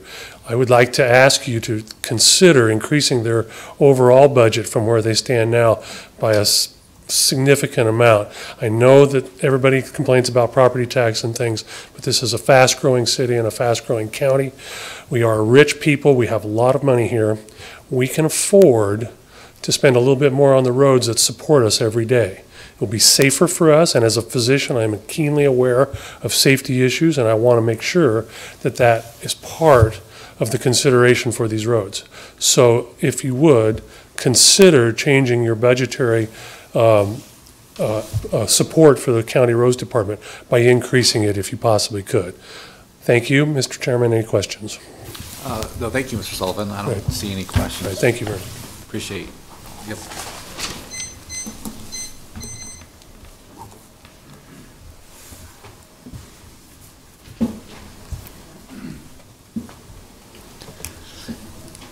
Do you solemnly swear or affirm that the testimony you are about to give is the truth and nothing but the truth? Yes. Hi, my name is Denise Arnold, and I'm originally from New York, and no, I didn't come here to see the eclipse. However, I did come here for a better life. I've watched New York grow, I've seen the traffic build, I've seen the roads crumble. So when I came here, I learned a lot. I didn't expect your roads were as bad as you said. So something to look into. Thanks for that, giving that brief summary of everything that's going on. The first thing I want to bring up is more of a general thing. Basically, what I have noticed, I don't know if you have control over this, I've seen construction, and I don't know if anyone else has, but the cement dust is going in the air, meaning they are not using water when they are drilling. So what happens is you breathe in that dust, and now it gets hard in your lungs. This I've seen a few times. The most recent one I saw is on 27th and Superior. Okay? Definitely something to take into consideration. Now, if you're looking for more money, I don't believe in really raising taxes. How about redistributing it? I remember during the city council meetings, they were saying, let's spend millions of dollars on a library downtown. Really, isn't that nice and lovely? But is it really a necessity? No, I think safety is in our roads, right? The other thing is kind of a small thing, but I think it's going to make my house collapse eventually. I don't know if anyone near 48th Street, Adams and O, there's a guy apparently that drives around with the music being so loud that it actually shakes the ground. My house is literally shaking. So what can we do about that? I like loud music too, we all like different styles, but this guy is vibrating the entire block. And if you go around there, you can ask the cops, I'm sure they can tell you who that is. Now, on one more thing, when I first came here, definitely do not put any more bike paths in the middle of the road. That is super dangerous. I don't know what street that is downtown, but an out-of-towner that comes in wouldn't know, and they're going right down the middle. So I would not suggest in the future, if you plan on doing bike trails, putting it in the middle of the road. Now back to the main reason I'm here. I found a great church, Lincoln City Church, on First Street, Old Cheney, between Old Cheney and Pioneers. And we really need the pavement there. Literally, I think I could feel my vertebrae and discs move out when I'm driving down that road. My husband's brakes recently fell out. Can I blame him exactly on the road? No, but there's a lot of shaking going down that road. Now, you saw all the people that stood up before, right? Guess what? By next year, it's going to be so many people that this room is not going to be big enough. So I really want you to take into consideration, find areas where you can save, and also those roundabouts. I'm going to tell you something. When you start to grow, people are not going to be so courteous, and it's going to be like Big Ben going around in circles. Trust me. Look at over and underpasses, okay? I know you have a lot of beautiful parks, but think of structures that could be beautiful that go through it. You don't have enough gridlock, you know, like roads going this way in a checkerboard fashion. That's why you're going to have this issue. And as you grow, as you will, because I see this city growing and being greater than it ever can be, think about these things in the future when you lay the plans down. But definitely, we need a road on First between Old Cheney and Pioneer. Thank you so much for your time. It's been a long night. It's hot in here, and I think they did that on purpose. And sorry that they put you back in the Monopoly pool to be picked again. That's so unfair. Have a good night. Mr. Arnold, really quick, just a couple housekeeping items. 3 of the items you talked about, the dust at 27th Superior, the noise issue, and the bike paths, those are all city issues. I know Right. you're from New York, so we're really responsible for the Just the roads. unincorporated areas of the county outside the city limits of Lincoln and other municipalities like Waverly and Hickman. Oh, outside. Yeah, and so we don't have any noise ordinances in the county. We don't have that authority. But Oh. in those issues, I would communicate with the city. I definitely Either the mayor's will, but- office, he has a Week hotline, from today? and so, or else the city council. I'll be scheduling that in. Okay, week from today. So wait a second, is that on Monday or on Tuesday? Monday evenings Monday are nights. their city council. Are they open late on Monday next week? I don't know what time their meetings are scheduled, but there's also a mayor's hotline. I'll check. Well, I told you the main reason I came, so I Yes, guess I yes, kind we of got fits the in the information about criteria. North I First. figure you all must talk, Yes. so you could definitely We- talk about it in the meantime, get them ready for me. Yes. All right. And we Cool. appreciate. Thank you. We appreciate your information, Ms. Arnold. The county engineer has a comment, I guess. So I just, I just want to know, and we do communicate, Lonnie Birkeland, from the city is here in the audience tonight, and we do try not to like push so that people have to go shop to find answers. And so I'm sure that Lonnie has noted your issue. But just so you know, the city, if you get to the city county website and in the search bar you type in action, it will take you to the action center. You can actually report loud music there without calling the 911 center, and they will send an officer out. And so if you take a look in that action center, it's very handy, and they will respond back to you what action they took. Okay, great. So- Yeah, it's not so much the loudness, because he's driving by, it's the actual probably damage it's doing to all the buildings on that street. Thank you. Okay, the next 3 are Danae Kolkowski, Silas Clark, and Dave Watts.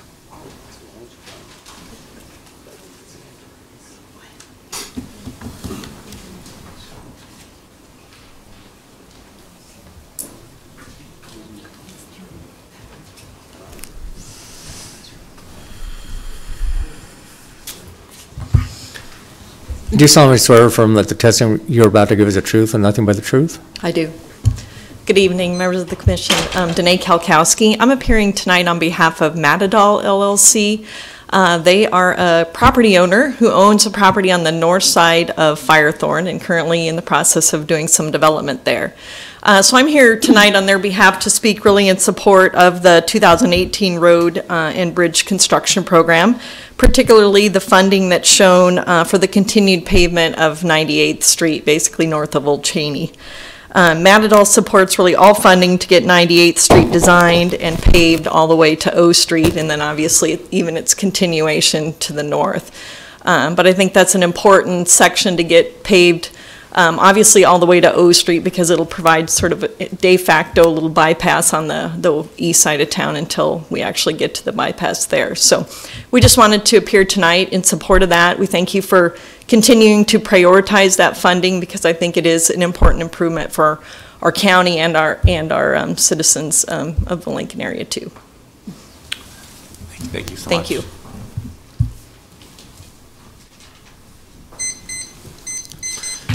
Do you solemnly swear or affirm that the testimony you're about to give is the truth and nothing but the truth? I do. My name is Silas Clark, City Administrator in Hickman. Been in front of you quite a few times. Mayor helped me out tonight too, which is great.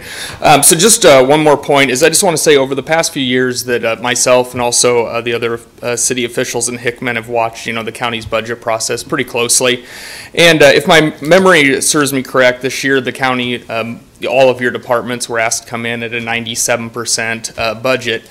And then, additional, if my memory serves me correct, but it was a few $1 million more was cut out of the county engineer's budget.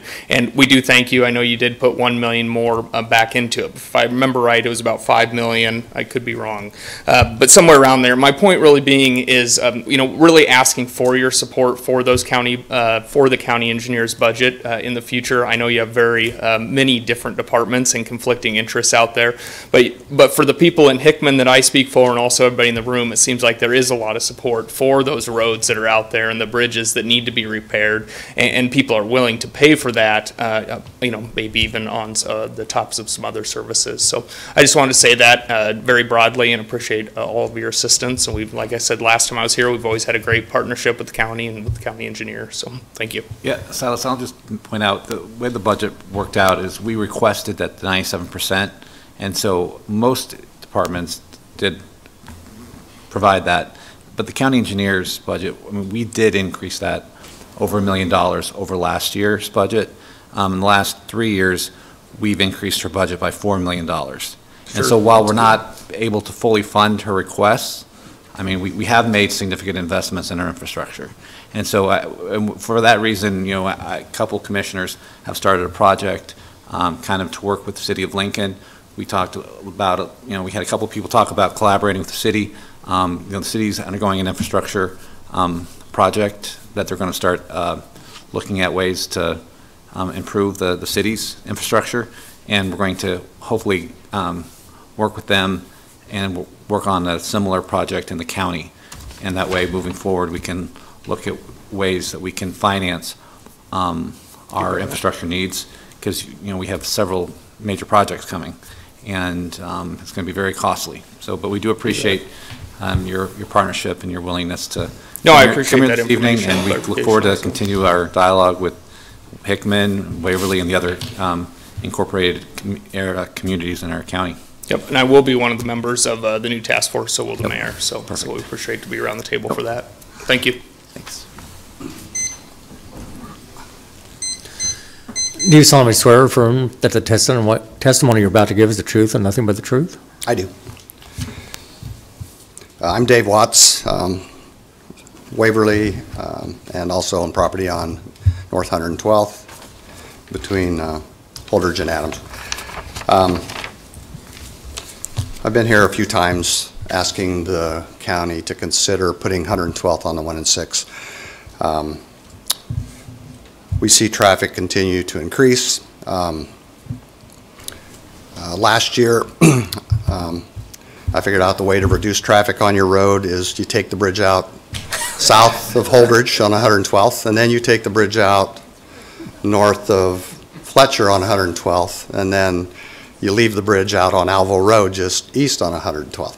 So unfortunately, Pam and her crew repaired those bridges and they're open again, and traffic is back up. And talking about Pam and the county engineering, I applaud you on your efforts to, streamline and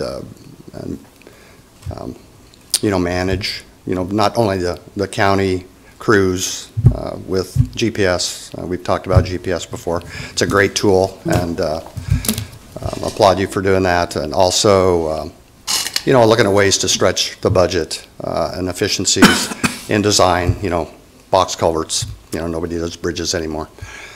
So, I mean, the county's doing a great job at stretching the tax dollar.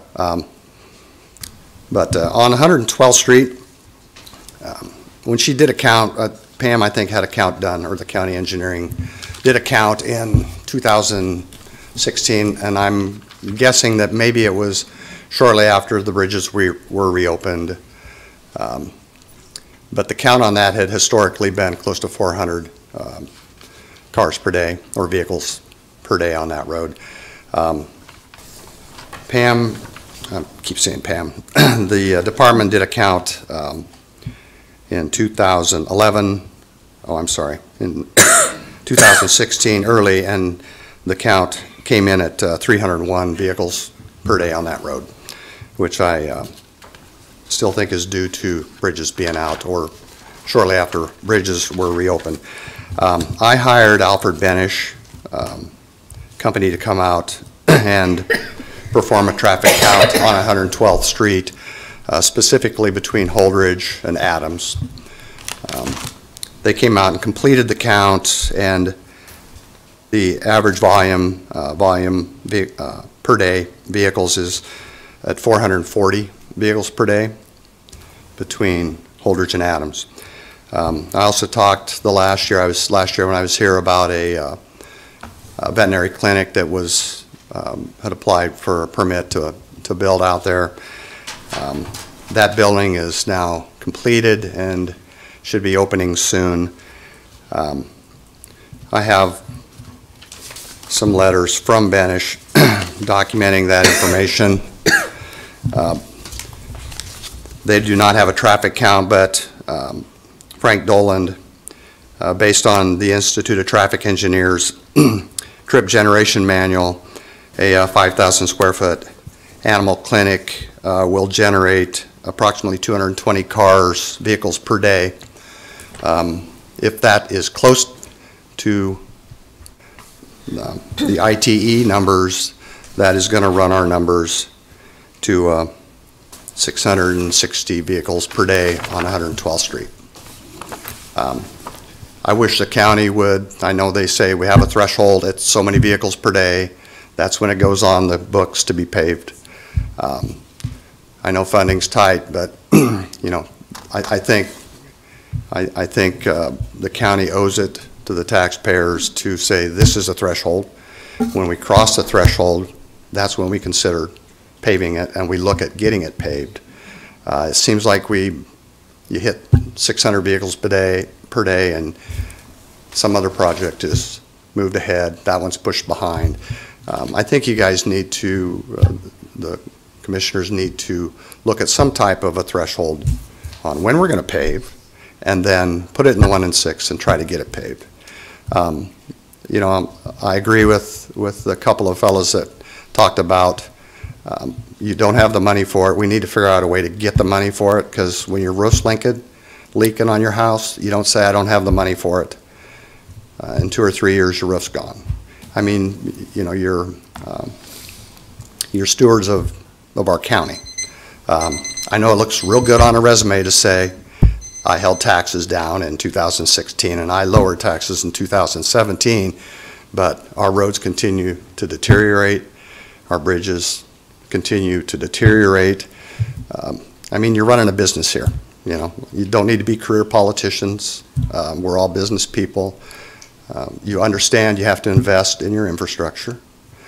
And I guess I would encourage you to consider looking at improving the budget, finding the money for these projects. I think Pam and the department is doing a great job at stretching those dollars and being efficient. And there's always, I always call them, I mean, I did 12 years on the Board of Education back home, and I always called them the vocal minority. Those are the ones you're going to hear about, the guys that are complaining about taxes. But I think the majority of the people in the community want good roads, want good bridges, want good infrastructure. Just for your information, they also did a count on Holdridge when they did the 112th Street. Eastbound was 1,743, westbound was 1,699 vehicles per day, for a total of 3,442 vehicles per day on Holdridge at 112. The last count he went back to was 2011. That count was 2,250 vehicles per day. So it's an increase of, what, 1,250 vehicles per day on Holdridge. I think if you look at the continued growth east of Lincoln, you're going to see continued traffic on 112th Street. It's a connection from the interstate to, I mean, it's a connection from interstate down to Old Cheney, which is now paved. I would never drive down 84th Street and hit 42 traffic signals to get to Old Cheney. And most people won't drive over to 148th. So the traffic continues to pick up on our 112th. And, you know, I don't like dust. Nobody likes dust. I can live with it, but it's the maintenance of the roads and the cost to keep those in good repair that justifies looking at paving. So I would encourage you guys, the commissioners, to consider putting that back on, or putting it on the 1 and 6 and try to get into the schedule. When the vet clinic opens, I think we'll see another big bump in the numbers. Thank you, Mr. Watts. Thank you for your input. Okay, the next three are Marlon Johnson, Seth Rye, and Lynn Lenhoff.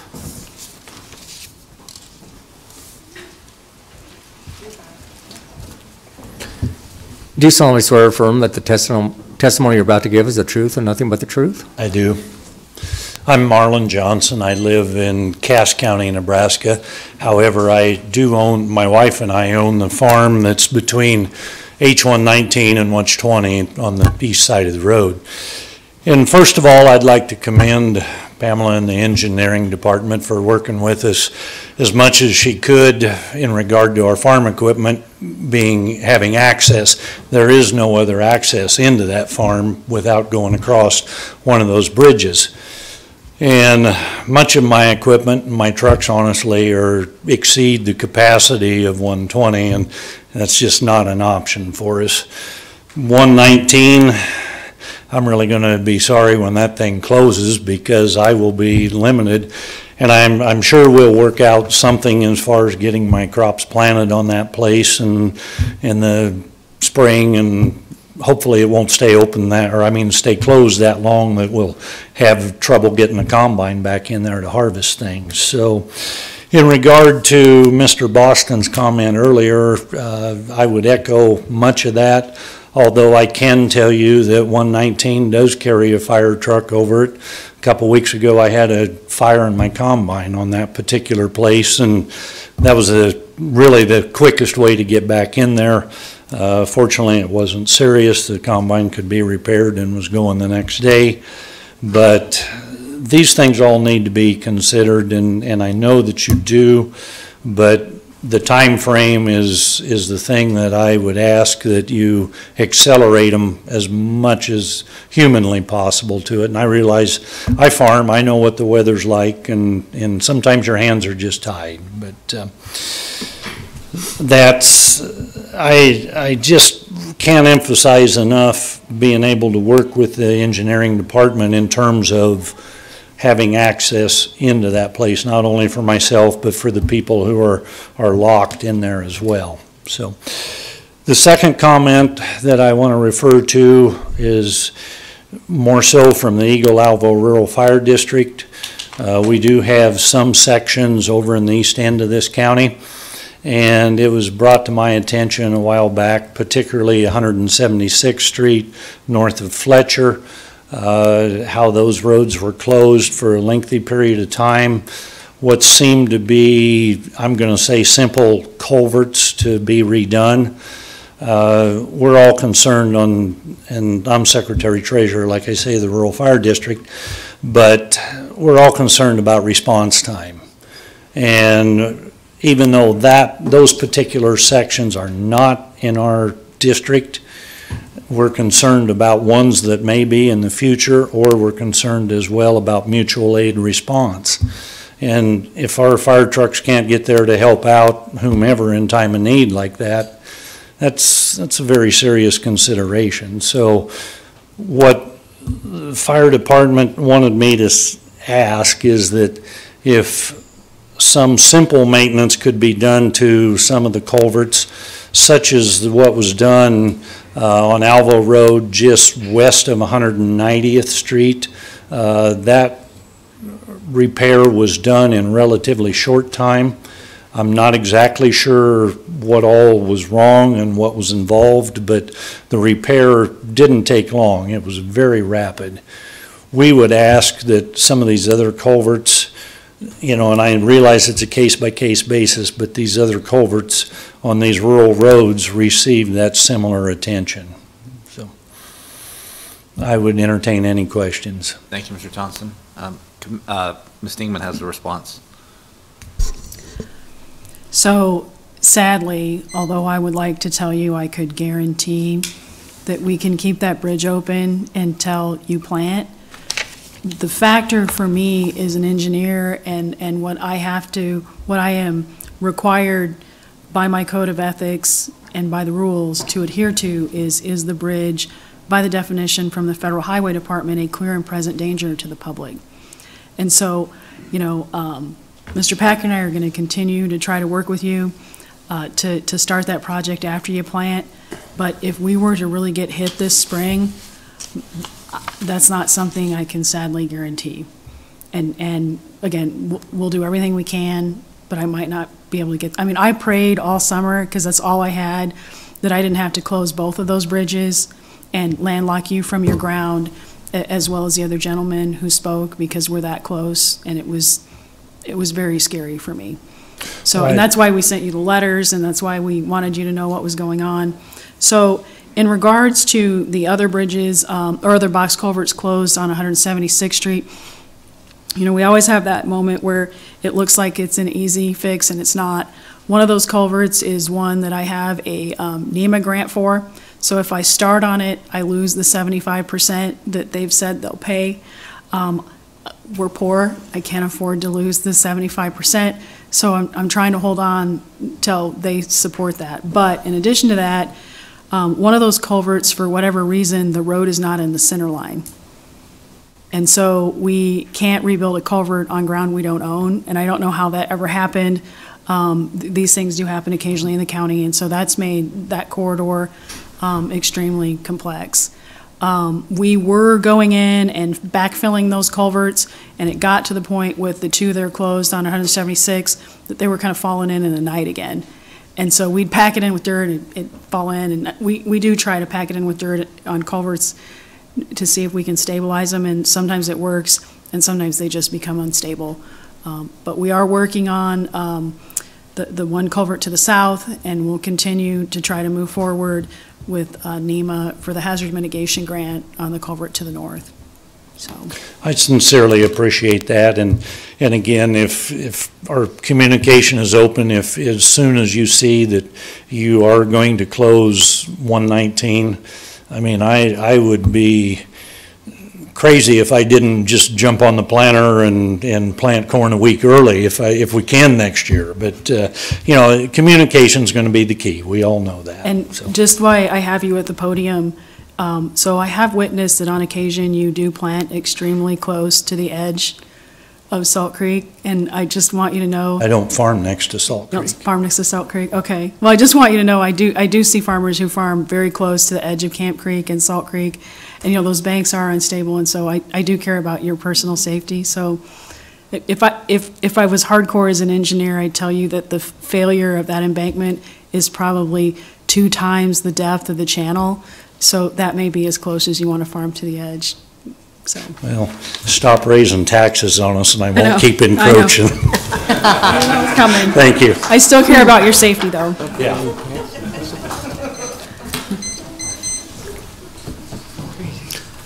Do you solemnly swear or affirm that the testimony you're about to give is the truth and nothing but the truth? Yes. Hi there. My name is Seth Rye. I live in Lincoln at roughly 14th and Pine Lake.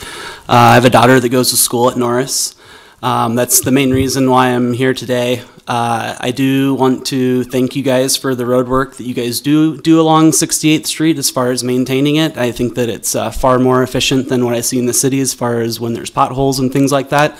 I do want to give you guys some praise for cleaning up the roads as they become dangerous.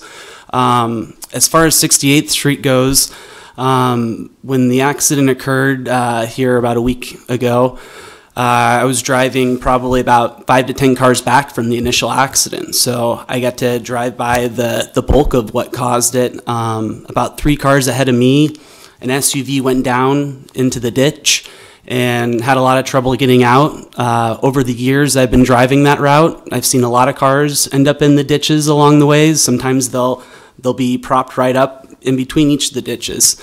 If you guys are considering widening the roads along there, I would strongly encourage you to try to get a soft shoulder in sooner than later to try to help with some of that. I think it maybe could have saved some lives along the way.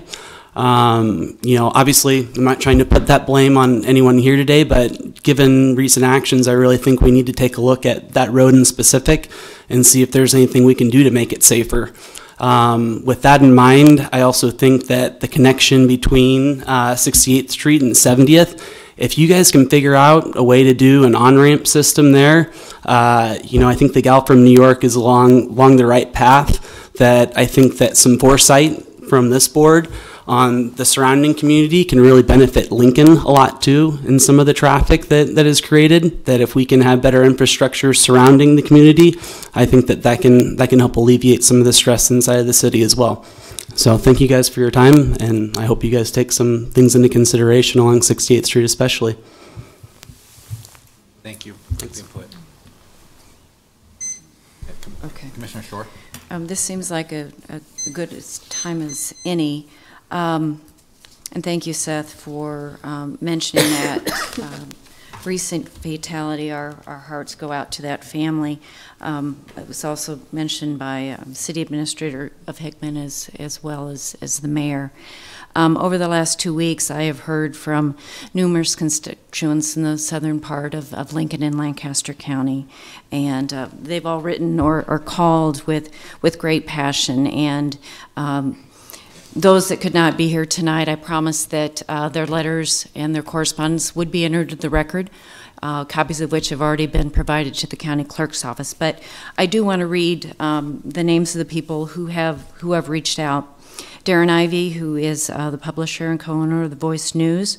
Brent Davis. The majority of these are parents or grandparents and those that frequently drive the roads around the Norris schools. Brent Davis, Eric Jones, Adam Gurman, who is the Assistant Fire Chief of Cortland, Jennifer Allman, Christy Van Cant, Irene and Charles Severin, Greg Dispoto, Alicia Vineyard, Ashley Kuhlman, Melinda Corbel, Carrie Ann York, Jared Garner, David Dorn, who is with the Firth Rural Fire District, Scott Waters, Chelsea Reynoldson, Sherry Egerton, Carrie Hoover, Mary Beth Helmink, and Megan Attis.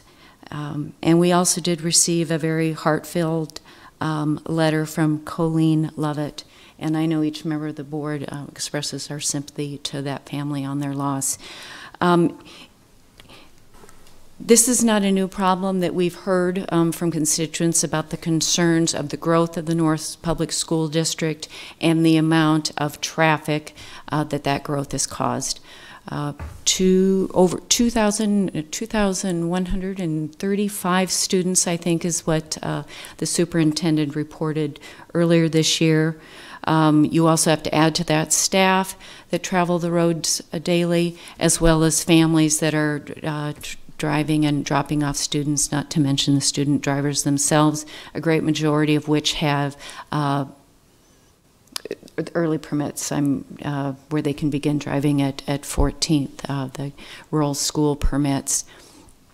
So that having been said, we know that the number of cars traveling on the road is never going to decrease, and the traffic now has become a life-threatening concern. I will be talking with my fellow county board members on Thursday. We aren't able to take action tonight, as Chairperson Wilchin mentioned earlier. I am asking that the county board set aside up to $15,000 from our county emergency funds to be utilized for a traffic study for this segment of roadway, beginning at the Hickman, the city of Hickman, and going as far south as the county line. I've received a lot of suggestions from people, soft shoulders, street lights, slower traffic, wider intersections. I mean, the suggestions have been numerous, and each of well, I shouldn't say each of you in the room are not an engineer, because I know several of you out there are, but we aren't the experts, and I would like to have traffic engineers analyze this segment of roadway to determine the best way to make sure that these students and families are safe. And so I wanted to let you know, those of you here in the room, those of you watching, and those of you that will be reading the minutes in the next couple of days, to let you know that I will be making that request to my fellow board members on Thursday. Thank you, Commissioner Short. Ms. Dingman, apologize. Yeah, I apologize for the delay. I want the people in the county to know that I take every fatality serious, and this happens to be the 40th one in 10 years. As I continue to work with the board for Vision Zero, which is 0 deaths. I mean, I want to not have this. We need to stop this in our modern times with our roads. That I still intend to come forward and work on that with not only the commissioners, the sheriff's department, but with the public to really work on our safety practices on all of our roads. But I would like to request that Commissioner Shore, if you bring forward a study, that we actually study from Roca Road all the way south to Firth. Okay, thank you. Mr. Clerk, please continue with the testimony. Do you solemnly swear or affirm that the testimony you're about to give is the truth and nothing but the truth? I do. Well, my name is Len Lenoff, and it's been brought up here before about that north side of Horwich 98th Street. And I'm aware we probably don't have the money or whatever to do this year anymore to do it, pave it or blacktop it like they did Adams out to 148. But do you think we could find somebody to go out there and put a speed limit sign up at 45 miles an hour? That would help quite a bit. Could we get, I tell you, what the biggest thing is these truck drivers that come down here. You got cement truck drivers going down 98th Street. They have no reason. There's no home being built on 98. They're being built over there in Waterford Estate, and they're built everywhere else. Instead of them truck drivers don't want to go down 84th and hit all them stoplights, they take 98 and they go down to Waterford Estate. I don't know why we can't stop those cement truck drivers. And even, what was it, last week, Friday, I seen a cattle truck coming down 98th Street. What was a cattle truck? A semi going down 98th Street for? I followed him. He went down from Horwich, down 98, down to Adams, turned, went back over to 84th and go down. So you didn't have to fight the corner up there at 84th and 84th and O. And all them other traffic lights. They've been doing this for quite a while now. That's why we got so much problems on our road. You can't not keep it in good shape with all these truck drivers going down. I don't know why we can't put a sign up there, no trucks allowed. There's guys out there I know that live there, like Kent Highbrink. He had the, construction company, he needs to put his, that's fine. I'm not worried about him. But these other ones, they need to quit using our road. And I'm not talking like the guy who lives 112th Street. He's another guy that he needs that dang road street too, because when they get done, if they ever get to 98, they're all going to go over to 112. And he's going to have the same problem again. I don't understand why the county takes so long to catch up with the development. You guys are so far behind the game. When you go put that East Beltway in, well, I think it's 122nd.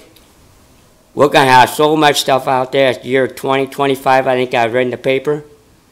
That dang Beltway is not going to be far enough out. It's going to be in the city limits. You got all this building going on now, and we can't keep up with it. The city can't, or the county, whatever. I know 98th Street, they keep fighting over who owns it. And if you're going to tear my road up, I don't want you to come back and 3 years later and tear it up again to put the water line in, that big water line that's supposed to go through there. They came over from Ashland. Do it all at once. That's just dumb. Lincoln does that a lot. They fix a road.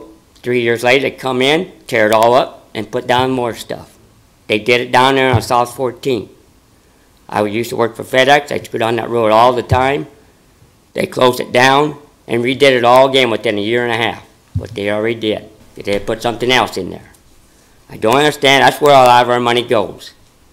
We tear it up, put it down, 3 years later, tear it all up again because something's not done right. And we pay for it, the taxpayers do. I think it's just stupid we keep wasting the taxpayers' money. So I just wish something could be done once. Get ahead of the ball game. Thank you. Thank you. Ms. Dingman? Can I just clarify, so you're concerned about the speed limit between 98th Street, on 98th Street between Holdridge and Adams? Right. Okay. Why can't we I've asked somebody before. Can you please come back to the microphone? Sorry. I asked somebody before to put a speed limit sign out there, and they didn't do it. That was 2 years ago. And it still ain't done. Well, and the county engineer is responsible for that, so we'll follow up. And And another thing is, the people out there with me, the ones that came up today, we all had school kids there. There ain't many families out there got school kids anymore. But by God, last year they stuck a school bus sign up, and there's only one family out there uses it now, when all the kids are growing up and gone. We couldn't get it before, but now they're out there put one sign up. It just sounds stupid. I mean, I can't help saying that, but I don't understand these people that run this stuff. I don't understand them. Thank you. Thank you, Lynn. So I do have the ability to do a traffic study, speed study in that area. And if the speed study determines that speeding is a problem, I can bring forward a recommendation to reduce the speed. Okay, we have one more person that signed up, Dustin Sutter.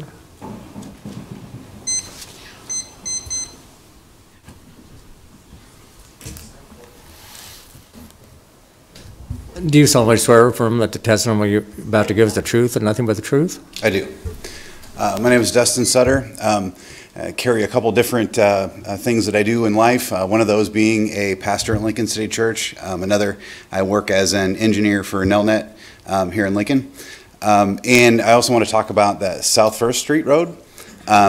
We've been doing a little bit of research, and there is a lot of other projects, not county projects per se, but we have two state projects which are actually backing up on both sides of our property, which I feel is going to force a lot more traffic down First Street.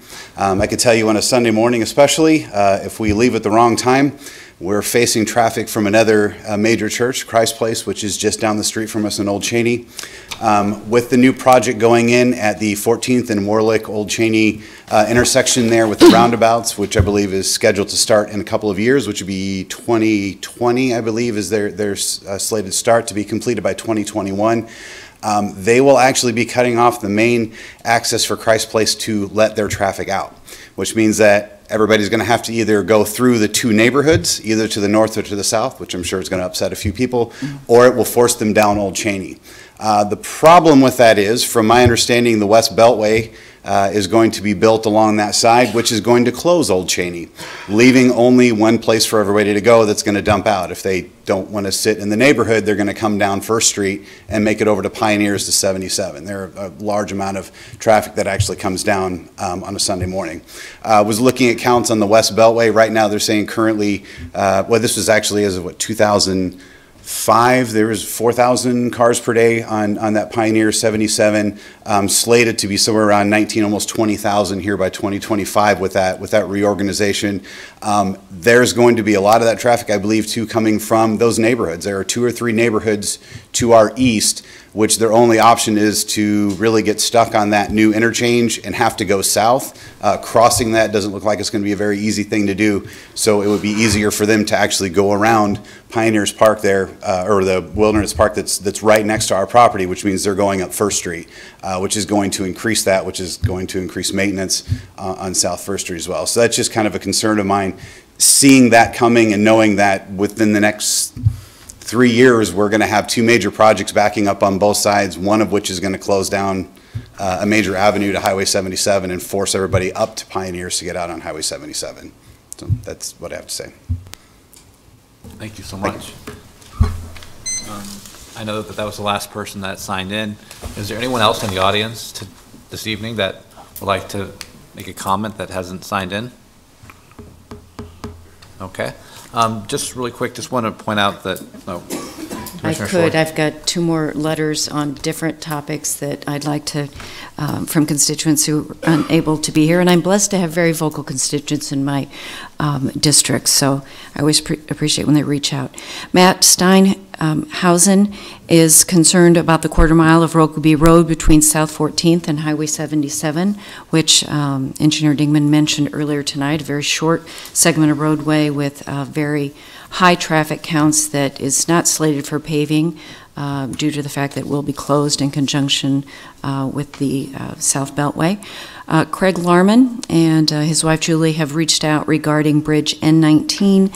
That is the one just west of Southwest 98th and West Pioneers Boulevard. It has been closed since the fall of 2015 and was being delayed due to various regulatory federal and state permitting, and I promised I would share their concern. And finally from the Eggert, Keel, and LT's families are concerned about the closure indefinitely of Bridge W122, which is on West Panama Road between Southwest 42nd and Southwest 58th. They are residents, renters, and farmland owners in that area, and are concerned about the extended closure. And as with the other letters I mentioned earlier, copies of these have been provided to the county clerk's office as part of the official record.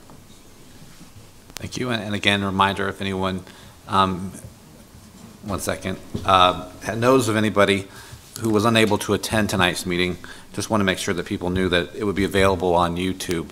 The meeting will be available on YouTube starting tomorrow on our Link TV. And you can also search the YouTube for the Lancaster County Board. Ms. Stingman? I would like to echo Commissioner Shore's statements. I also received 2 letters, each with three citizen signatures, recommending that we do whatever we can to push along the replacement of Bridge W122. But in addition to that, I also have a letter from the Lower Platte South District on the realignment of Southwest 2nd Street. Southwest 2nd Street needs to be realigned along with their reconstruction of Upper Salt 3A dam. So in order to get the embankment of that dam in, we're going to have to relocate the road, and the NRD has agreed to pay for all costs associated with that, but they are requesting that we put it on our 1 and 6. Excellent. Are there any other commissioners who'd like to make a comment for the record? Otherwise, Commissioner Brinkman? I just want to say this is the first time I've had a chance to sit through the 1 and 6. I'm a new commissioner who was just elected last year, and this is the first meeting that I've been at where I've really felt connected to the people that live and use the infrastructure out in the county. It's been really educational, and I wanted to thank everybody. It's been a couple of hours, and I just wanted to thank everybody for taking time to come out tonight and talk to us about your concerns. Thanks. And just to add to that, this is probably the first meeting that I've been to since I was elected 3 years ago that we had a number of young people involved. And it definitely is encouraging to see younger faces, because at some point in the future, all this will be yours. And so we very much appreciate your interest, and I hope you stay connected and interested in government. So thank you so much.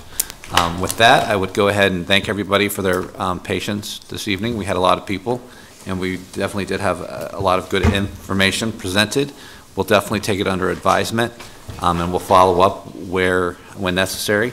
And if there is anything that comes up that you were not able to talk about tonight, again, please feel free to contact us by telephone, by email, or in person on a Tuesday at 9 a.m. here in this very room. With that, I would go ahead and entertain a motion to adjourn. So moved. Second. Okay, we have a motion and a second. Mr. Clerk, please call the roll. Avery. Yes. Brinkman. Yes. Shore. Yes. Amundson. Yes. Wilchin. Yes. Motion carries 5-0. Okay, we are adjourned. Have a good evening.